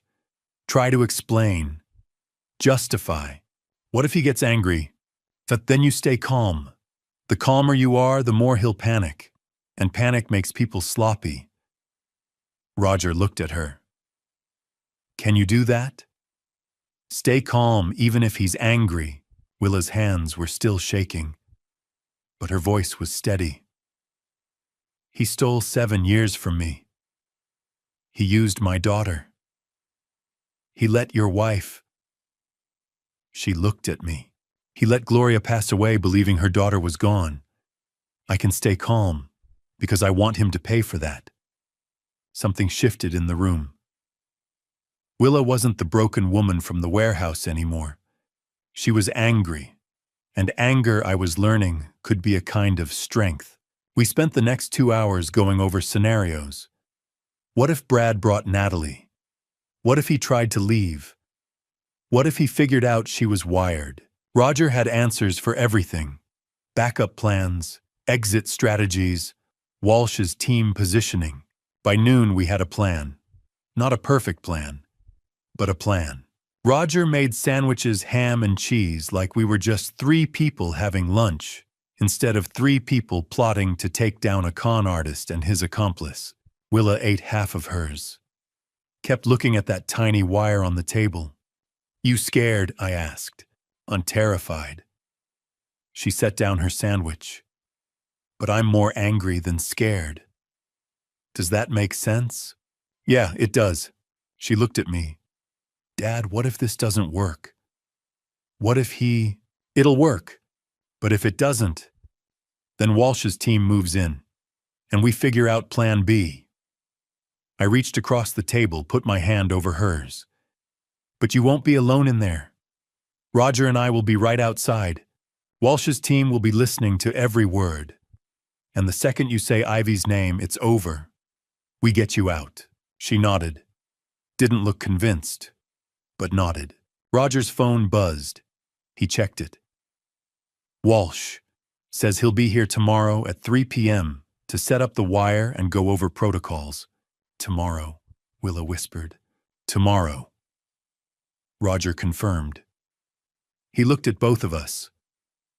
Tomorrow night, 7 years of lies end. One way or another. The wire was smaller than I expected. Detective Kevin Walsh held it up between his thumb and forefinger that afternoon. We were at the police station, not the main building, but a smaller office Walsh used for sensitive cases.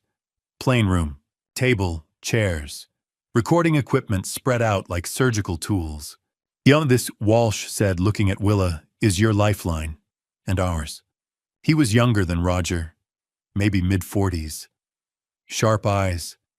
The kind of cop who'd seen everything and still cared anyway. Roger had vouched for him. Said Walsh was one of the good ones. Willa stared at the tiny device. That's it. Clips right here. Walsh gestured to his collarbone. Under your shirt. Picks up everything within 15 feet. Crystal clear audio. We'll be listening the whole time. And if something goes wrong, you say Ivy's name. Doesn't matter what context. The second we hear it, we move. Walsh's voice was firm. You won't even finish the sentence before my team is through that door. Willa nodded. Her hands were shaking. Walsh spent 20 minutes showing her how the wire worked, how to position it, how to test it, how to move naturally so it wouldn't show or make noise. Professional. Methodical. Like he'd done this 100 times. Probably had. When he finished, he looked at her. You don't have to do this. We can find another way. And there is no other way, Willa said quietly. There's always another way. Not one that gets them both. Not one that makes them pay for what they did. She looked at me, then back at Walsh. I'm doing this. Walsh nodded. Okay. We go at 7. My team will be in position by 6:30. Unmarked vehicles. Plain clothes. You won't see them, but they'll be close. He left to coordinate with his team. Willa and I sat in that plain room not talking, just sitting, the wire on the table between us. Dad, she said finally. Can I ask you something? Anything? Do you, she stopped, started again. Do you hate me for what I put you through? The question caught me off guard. What number, Willa? I let Mom pass away thinking I was gone. I let you pay all that money. I let Ivy grow up without... Stop. I moved my chair closer. You didn't do any of that. Brad did. Natalie did. They manipulated you. They used you. None of this is your fault. But I should have known. I should have checked. I should have... You were terrified. You thought you'd hurt someone. You trusted your husband to help you. I took her hand. Willa, you were a victim. You still are. And what you're doing tonight, confronting them, getting justice that takes more courage than anything I've ever seen. She started crying, quiet tears running down her face. I'm proud of you, I said. And your mom would be proud of you too. She squeezed my hand. We sat like that for a long time. Then it was 6 o'clock. Time to go. Walsh came back with the wire. Helped Willa put it on. Tested the signal. Clear as a bell. Remember, he said. Stay calm. Get them talking. And if anything feels wrong, say the word. Ivy, Willa repeated. We'll be right outside. She nodded. I wanted to pull her into a hug. Tell her we'd find another way. Keep her safe. But I knew she needed to do this. Needed to face them. Needed to end 7 years of lies. I love you, I said. I love you too, Dad. 7 o'clock came too fast. Roger and I were in his car parked 50 yards from the warehouse. Far enough that Brad and Natalie wouldn't notice. Close enough that we had a clear view of the side entrance. I had binoculars. Roger had a camera with a telephoto lens. And in my ear, a small earpiece connected to Walsh's frequency. I could hear everything Willa heard. Everything her wire picked up. The waiting was terrible. Walsh's voice crackled through the earpiece. All units in position. Target vehicle not yet arrived. Stand by. I looked at the warehouse. One light in the upper window. Willa was in there. Alone. Waiting. She'll be fine, Roger said, seeing my face. You don't know that. I know she's stronger than Brad thinks she is. I know she's got every cop in this county ready to move if she needs them. And I know she wants this. Roger lowered his camera.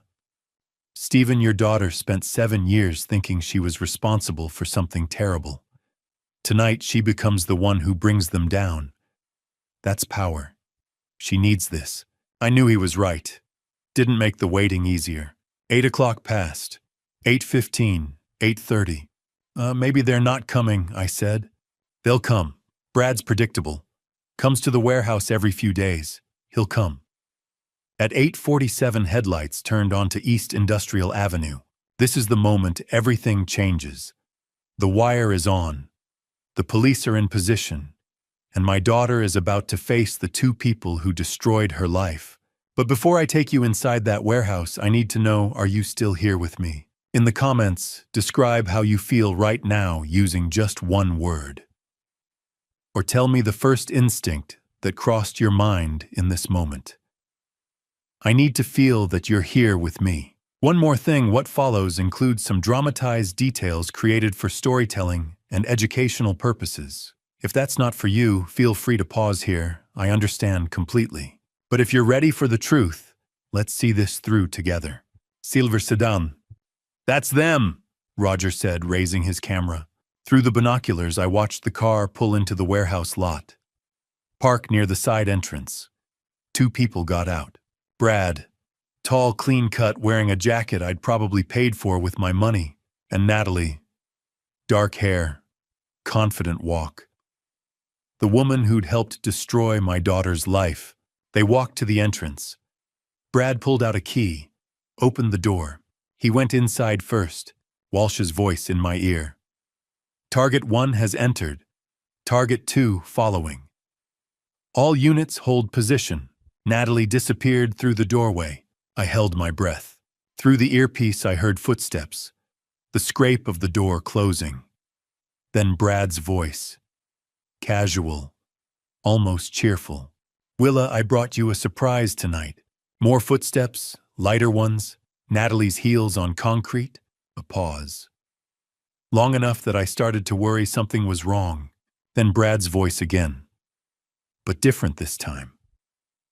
Confused. You're not surprised. Confessions don't always sound like regret. Sometimes they sound like pride.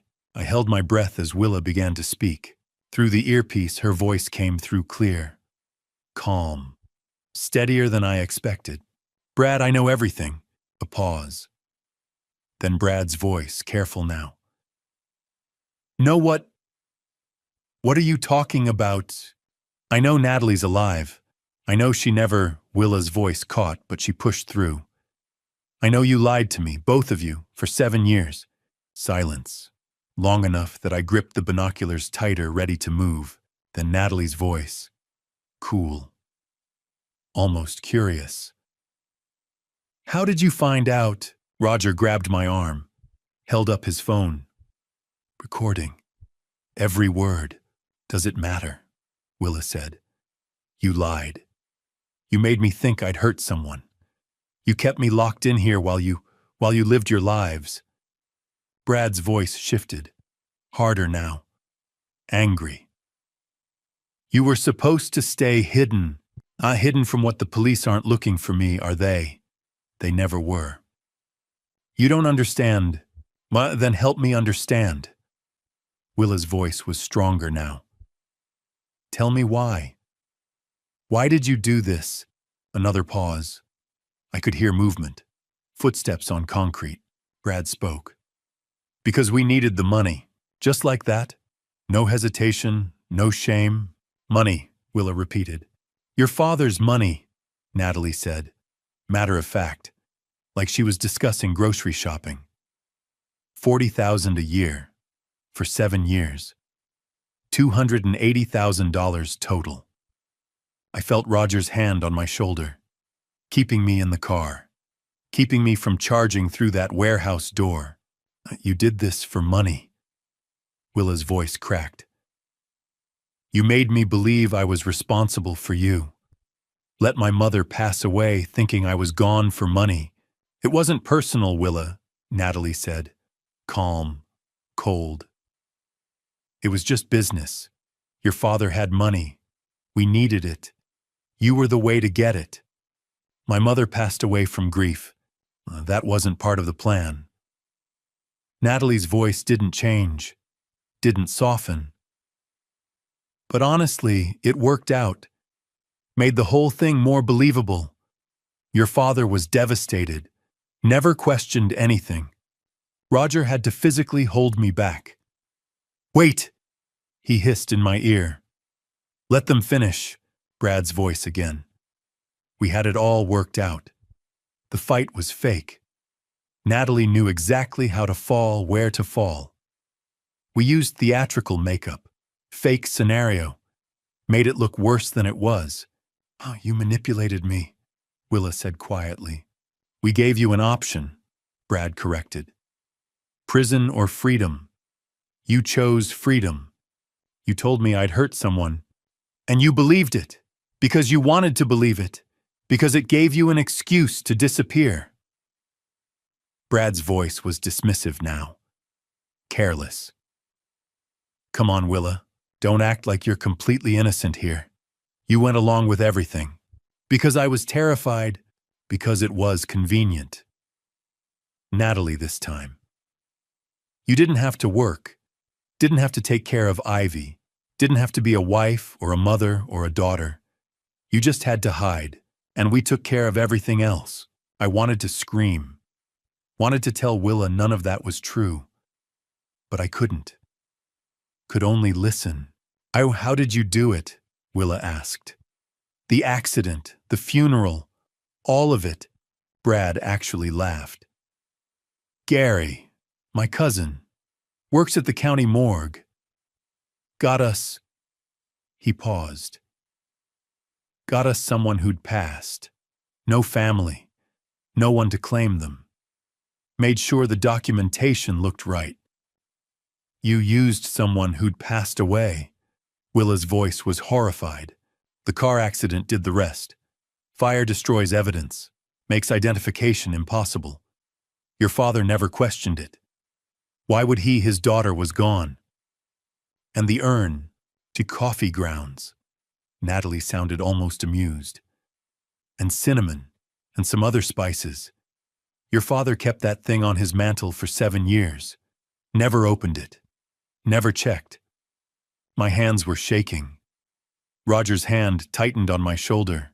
$280,000, Brad said. "Paid for everything. This warehouse, Natalie's apartment, our trips, our life together." "You've been together this whole time," Willa said. Not a question, a statement. "Yeah, since before you actually," Natalie said. "Brad and I have been seeing each other for almost 10 years. You just didn't notice." "And tomorrow?" Willa asked. "You said something about tomorrow." "Tomorrow we fly to Grand Cayman," Brad said. "New life, new identities. We've got just over 60,000 in the offshore account. Enough to start fresh." "What about Ivy?" "What about her?" Brad's voice was cold. "She's fine. Your father can keep paying. Or not. Doesn't matter to us. You're just going to abandon her." "She's not my problem anymore." Silence. Then Willa's voice so quiet I almost didn't hear it. "Take me with you." Roger's head snapped up. "We hadn't planned this." "What?" Brad sounded confused. "Take me with you. To the Cayman Islands. Let me disappear for real this time." "Why would we do that?" "Because I have nothing left here." Willa's voice was breaking. Academy Award breaking. "My father hates me. Ivy doesn't know who I am. I might as well start over too." Brad and Natalie didn't respond. I could hear them talking, whispering, too quiet for the wire to pick up clearly, then Natalie's voice louder. "We don't need her. She knows too much," Brad said. "Everything. If she talks, then we make sure she doesn't talk." She comes with us," Brad said slowly. "Or..." The silence that followed made my blood run cold. "Or what?" Willa's voice. Still calm, but I could hear the edge of fear creeping in. Brad's voice dropped to a whisper, but the wire picked it up. Clear as day. "Or we make sure you never tell anyone." The moment I heard the threat, I moved. Through the earpiece, Brad's voice continued. Colder now. Final. "Willa, you're a liability. You always have been," Natalie's voice. "We can't risk her talking." Then sounds. Movement. A sharp intake of breath. Willa's voice no longer calm. "Let go of me." I didn't think. Just reacted. The car door slammed open. I was out before Roger could stop me. Stephen, wait. I didn't wait. Couldn't wait. My daughter was in there and they were threatening her, and 7 years of control snapped in that instant. Roger was behind me shouting into his radio, "All units move in, go, go, go." I heard sirens, saw headlights, police vehicles converging from every direction. But I was already running. 50 yards felt like 50 miles. The warehouse door, side entrance. I hit it with my shoulder and it flew open, inside. The scene froze for half a second. Brad gripping Willa's arm. Willa trying to pull away. Natalie standing near the exit keys in hand, ready to leave. All three of them turning toward me as the door crashed open. "Get away from my daughter." The words came out raw, furious. Brad's hand dropped. Willa stumbled backward. Then the warehouse exploded with sound and movement. Police hands up, police. Officers flooded through the door behind me. Black uniforms, vests, weapons drawn but pointed down. Professional, fast, overwhelming. Detective Walsh was first through. Brad Wallace, Natalie Hughes' hands where I can see them. Brad looked at the door, at the officers, at Walsh. His face went through about 5 emotions in 2 seconds. Shock, panic, calculation. Then something like defiance. He bolted, tried to anyway. Made it maybe 3 steps before Walsh moved. 1 second Brad was running. Next second he was face down on concrete with Walsh's knee on his back and handcuffs clicking into place. "You have the right to remain silent." Walsh started. Natalie didn't run, just stood there. Raised her hands slowly, expression blank. No fear, no anger, nothing. Like getting arrested was mildly inconvenient instead of life-destroying. Another officer moved in, cuffed her, started reading rights. And Willa was standing in the middle of it, all wire still hidden under her shirt, looking lost. Looking free.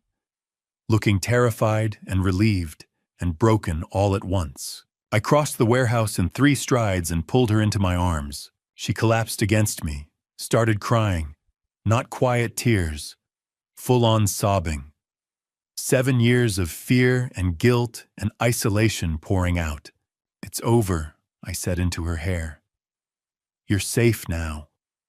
It's over. Dad." Her voice cracked. "I'm so sorry. About everything. About Mom, about the money, about—" "I will figure it out," I said, held her tighter. "Together. We'll figure it all out together." Behind us, officers were securing the scene, taking photos, collecting evidence. Walsh was on his radio, coordinating with someone. Roger appeared at my shoulder camera, still in hand, looking satisfied. Brad was being lifted to his feet. Still handcuffed, still trying to talk his way out of it. "This is a mistake," he was saying, voice loud, insistent. "We didn't do anything wrong. He looked at Willa. "She's lying. She's been lying for years. She's unstable. Everyone knows she's—" "Save it for your lawyer," Walsh interrupted. "Brad Wallace, you're under arrest for fraud, conspiracy to commit fraud, grand theft, identity theft, false imprisonment, and accessory to unlawful handling of human remains. You have the right to remain silent. I suggest you use it." "This is ridiculous. We were helping her. She wanted to disappear. We gave her that option." Walsh just looked at him. "We recorded everything, Mr. Wallace. Every word you said tonight. Every confession. Every threat. It's all on tape." Brad's face went white. "What?" "The wire your wife was wearing. It recorded everything." Walsh held up a small device. "Crystal clear audio. You admitting to staging the fight, faking Willa's death, stealing from Stephen Harper, planning to flee the country, and threatening Willa Harper when she confronted you." Brad stared, then looked at Willa. really looked at her. Understanding dawned. You set us up." Willa wiped her eyes, looked at him. And for the first time in 7 years, she looked strong. "No," she said quietly. "I just told the truth." 2 officers led Brad toward the door. As they passed, he twisted back. "We would have gotten away with it." His voice cracked, almost desperate. "We had it all planned. We were so close." Walsh shook his head. "You were never close, Mr. Wallace." They took him outside, into one of the police vehicles. Doors closed. Sirens started. Natalie was already in another vehicle. Still silent, still cold. Staring straight ahead like none of this mattered, Walsh turned to us. "We'll need statements. From both of you. But we've got the primary evidence. The wire recording. Financial records Roger provided. It's solid." "What happens now?" I asked. "They'll be arraigned tomorrow. Bail will be high. Federal charges are likely wire fraud, money laundering. We're also picking up Gary Wells tonight. Your cousin at the morgue," he added, looking at where Brad had been. "Conspiracy, body theft, falsifying records. And Willa." Walsh looked at her. Gentle now. "Ms. Harper is a victim, not a suspect. We'll need her testimony, but she's not being charged with anything. She's free to go. Free to go. 7 years." And she was finally free to go. Roger stepped forward, handed Walsh a folder. "Financial records, bank statements, transfer receipts. Everything Stephen paid over 7 years. $280,000, Walsh said, flipping through. "We'll file for restitution as part of the sentencing. It'll take time, but you should get it back." I didn't care about the money, didn't care about any of it. Just cared that my daughter was standing next to me, alive, safe, free. The police vehicles started pulling away. Lights flashing. Brad and Natalie inside.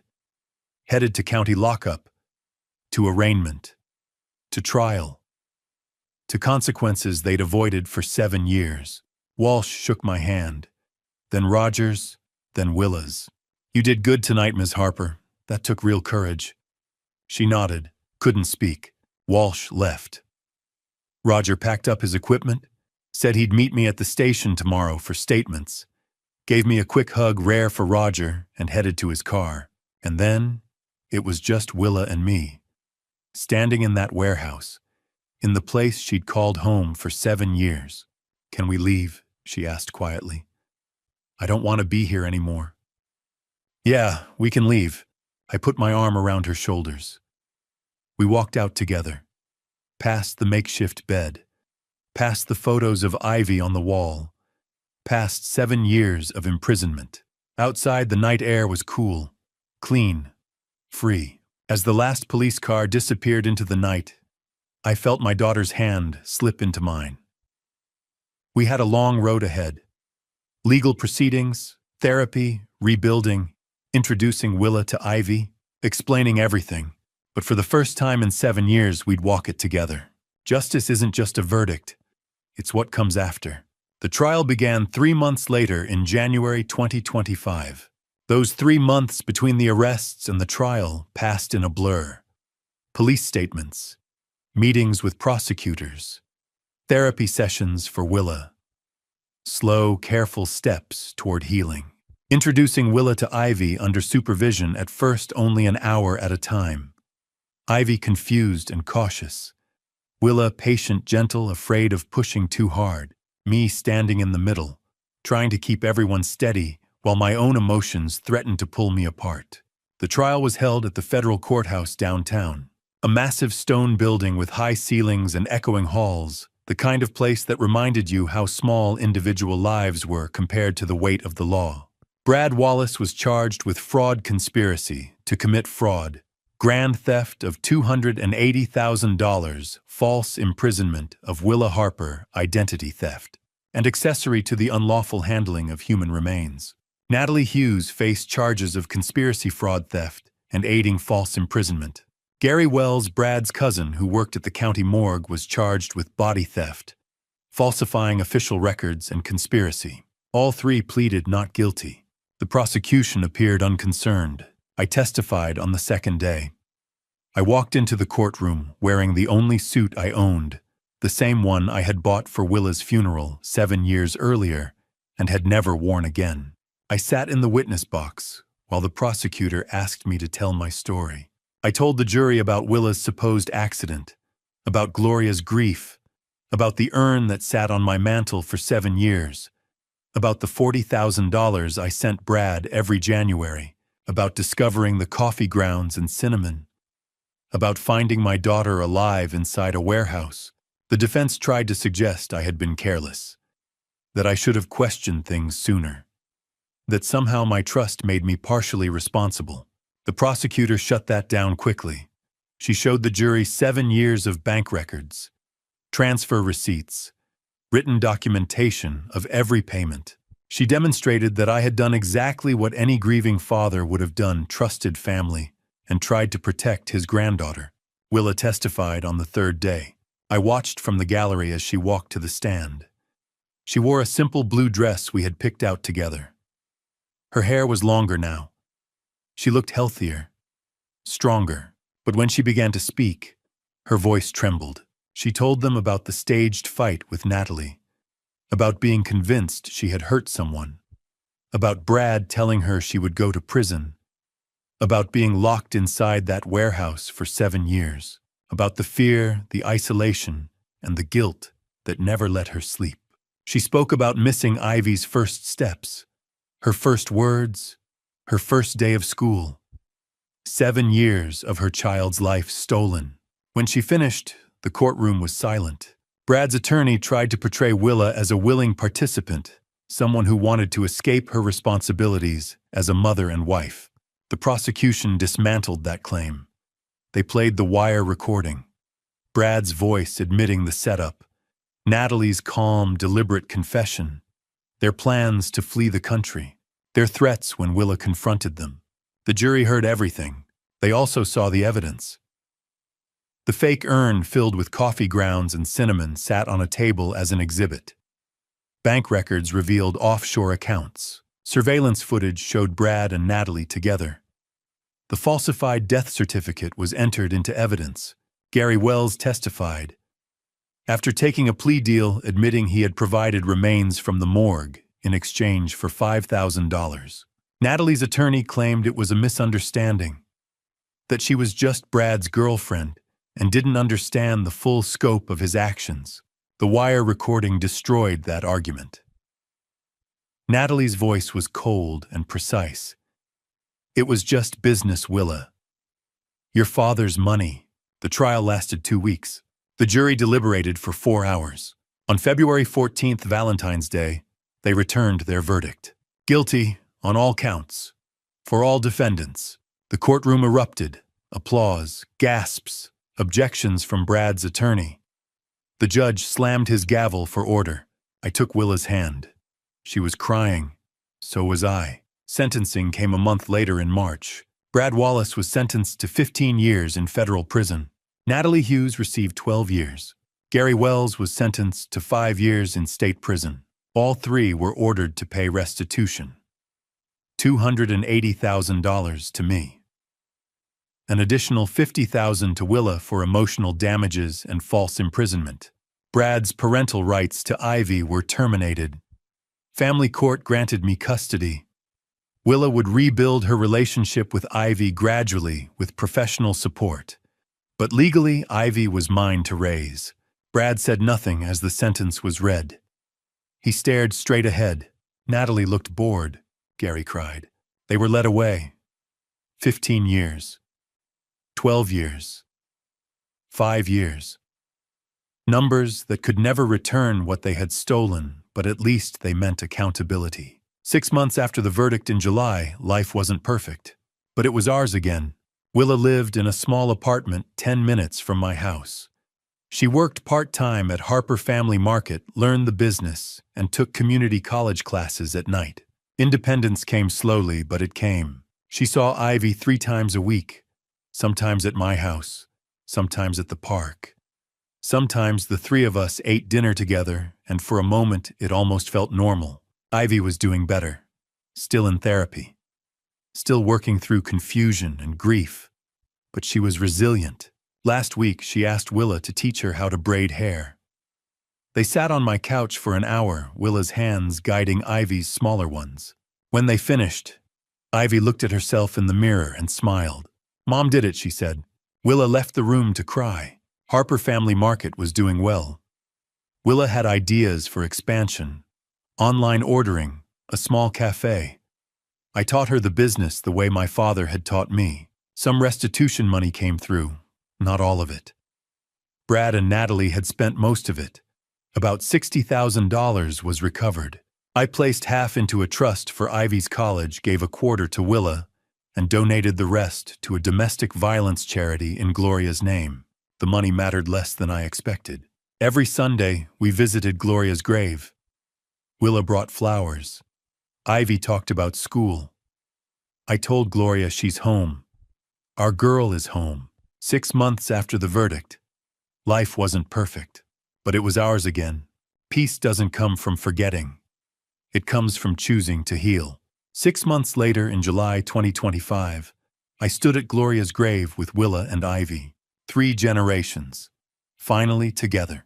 The cemetery was quiet that Sunday morning, filled only with bird song and a soft breeze through the trees. Gloria's headstone was simple white marble, her name, the dates, and beneath them, the words, "Beloved wife and mother. Forever in our hearts." Willa knelt and placed fresh white roses at the base. Gloria's favorite. Ivy stood beside me, holding my hand, studying the stone with the seriousness children wear when they sense something important. "Grandpa," she asked softly, "do you think Grandma knows that Mom's back?" I looked at Willa. She was crying silently, one hand pressed to the marble. "I think she knows," I said. "I really do." We stood there in silence for a long moment. Finally, Willa spoke. "Mom, I'm so sorry. For everything.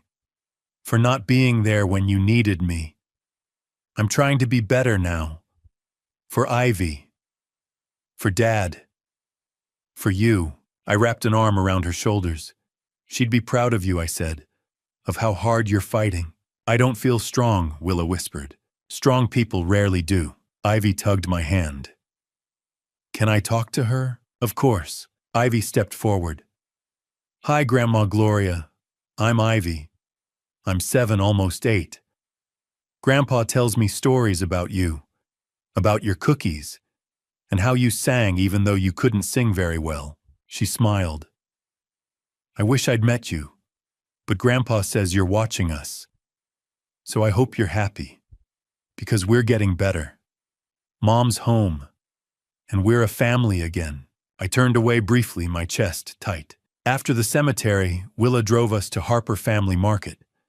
The store had fully reopened 3 months earlier. Willa worked mornings, now me afternoons. Teaching her the business felt like reclaiming something that had been paused for years. The community had been incredible. Customers came in just to say they were glad we were back, glad Willa was safe. Business was better than it had been in years. "We should expand," Willa said as we unlocked the door. "Maybe a small cafe, coffee, pastries. That costs money. We have some restitution funds. It could be an investment." I looked at her, at the spark in her eyes when she talked about the future. "All right," I said, "let's do it." She smiled wide and genuine. Inside, Ivy ran straight to the candy aisle. We let her choose one treat each visit as a reward for helping around the store. "She's good at this," Willa said, watching Ivy deliberate. "She is," I replied. "Natural business sense. Like you. Like you too." Willa paused. "You really think so?" "I know so." Most of the restitution money had come through. $280,000 recovered. I put half into a college trust for Ivy. Gave Willa $50,000 to help her stabilize. Donated the rest to a women's shelter in Gloria's name. The money helped, but it wasn't what mattered most. Willa had her own apartment now, small but warm. Ivy had a corner filled with books and toys. Therapy continued for both of them. Healing wasn't linear, but it was happening. Brad and Natalie were in federal prison. Brad's appeal was denied. No contact with Ivy allowed. I rarely thought about them anymore. We'd lost so much. 7 years. Gloria. Pieces of ourselves. But we were building something new. Forgiveness was hard. Some days the anger resurfaced. Some days grief returned without warning. But I remembered that Willa was a victim too. She survived. And she came back. Forgiveness didn't mean forgetting. It meant choosing love over bitterness. That evening, Willa and Ivy came over for dinner. Sundays were ours now. I made spaghetti using Gloria's old recipe. Ivy set the table. Willa helped with the sauce. For a moment, it felt like the life we'd once known. After dinner, we sat in the living room. Gloria's photo rested on the mantel where the urn once stood. I preferred it that way. Dad, Willa said quietly, "Yes, thank you for not giving up on me." I squeezed her hand. "I never will." Ivy looked up. "Grandpa, can you tell me about Grandma Gloria?" I smiled. "What do you want to know?" "Everything." So I told her about meeting Gloria at a fair, about love and laughter and mistakes and family. Ivy listened closely. Willa cried softly. "She sounds amazing," Ivy said. She was. As they left that night, Ivy hugged me tight. "Love you, Grandpa." "Love you too," Willa smiled. "See you tomorrow?" 6 a.m. "I'll bring coffee." I watched them drive away and felt peace settle in. Not perfect, not easy, but together, and that was enough. 7 years of lies, a lifetime of truth ahead. On a quiet Sunday evening in July, the three of us sat around my kitchen table, 3 generations finally whole. Ivy was showing Willa her drawings from school. Willa was smiling, really smiling for the first time in 7 years. And I realized this family story didn't end with revenge. It ended with redemption. And to you listening to this story, remember this. I spent 7 years carrying a weight I didn't even know was there. 7 years paying for a lie. 7 years mourning a daughter who was alive but imprisoned. And when I finally learned the truth, my first instinct wasn't justice, it was rage. I wanted Dad revenge so badly I could taste it. I wanted Brad and Natalie to suffer the way my family had suffered. But God taught me something I didn't expect. God doesn't honor revenge, He honors truth. And when I chose truth over vengeance, when I chose to trust Roger and the law, instead of taking matters into my own hands, God gave me something better than revenge. He gave me my daughter back. Looking back, would I do things differently? Absolutely. I'd ask harder questions. I wouldn't ignore the red flags. I wouldn't let grief blind me to the manipulation happening right in front of me. My advice to you, don't wait 7 years to demand the truth. Don't let people use your pain against you. Don't confuse patience with passivity. This dad revenge story taught me that revenge is temporary, but family is forever. Justice came not because I forced it, but because I trusted God's timing and let the truth speak for itself. And that family story, the one about a father, a daughter, and a granddaughter rebuilding what was stolen, that's the story worth telling. Here's my truth: anger is easy. Forgiveness is hard. But healing is worth it. If this story touched you, I'd love to hear your thoughts. Drop a comment below. If it resonated, share it with someone who needs to hear it. And if you want to follow more stories like this, hit that subscribe button. Your support means the world. Before I go, a quick note. The stories I share often include fictionalized elements created for educational purposes. If that's not your preference, I completely understand. Feel free to explore content that better fits your interests. Thank you for staying with me until the very end. It means more than you know. 7 years of lies, but a lifetime of truth ahead. 글러브 끼고 있는 거냐?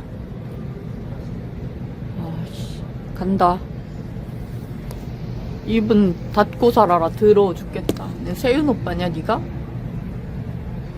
간다.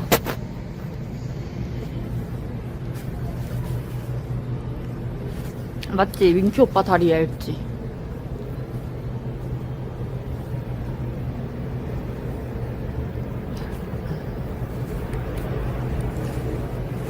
잠깐만,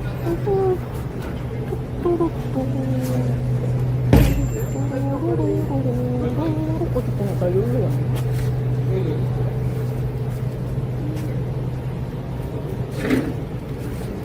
차가 좋아서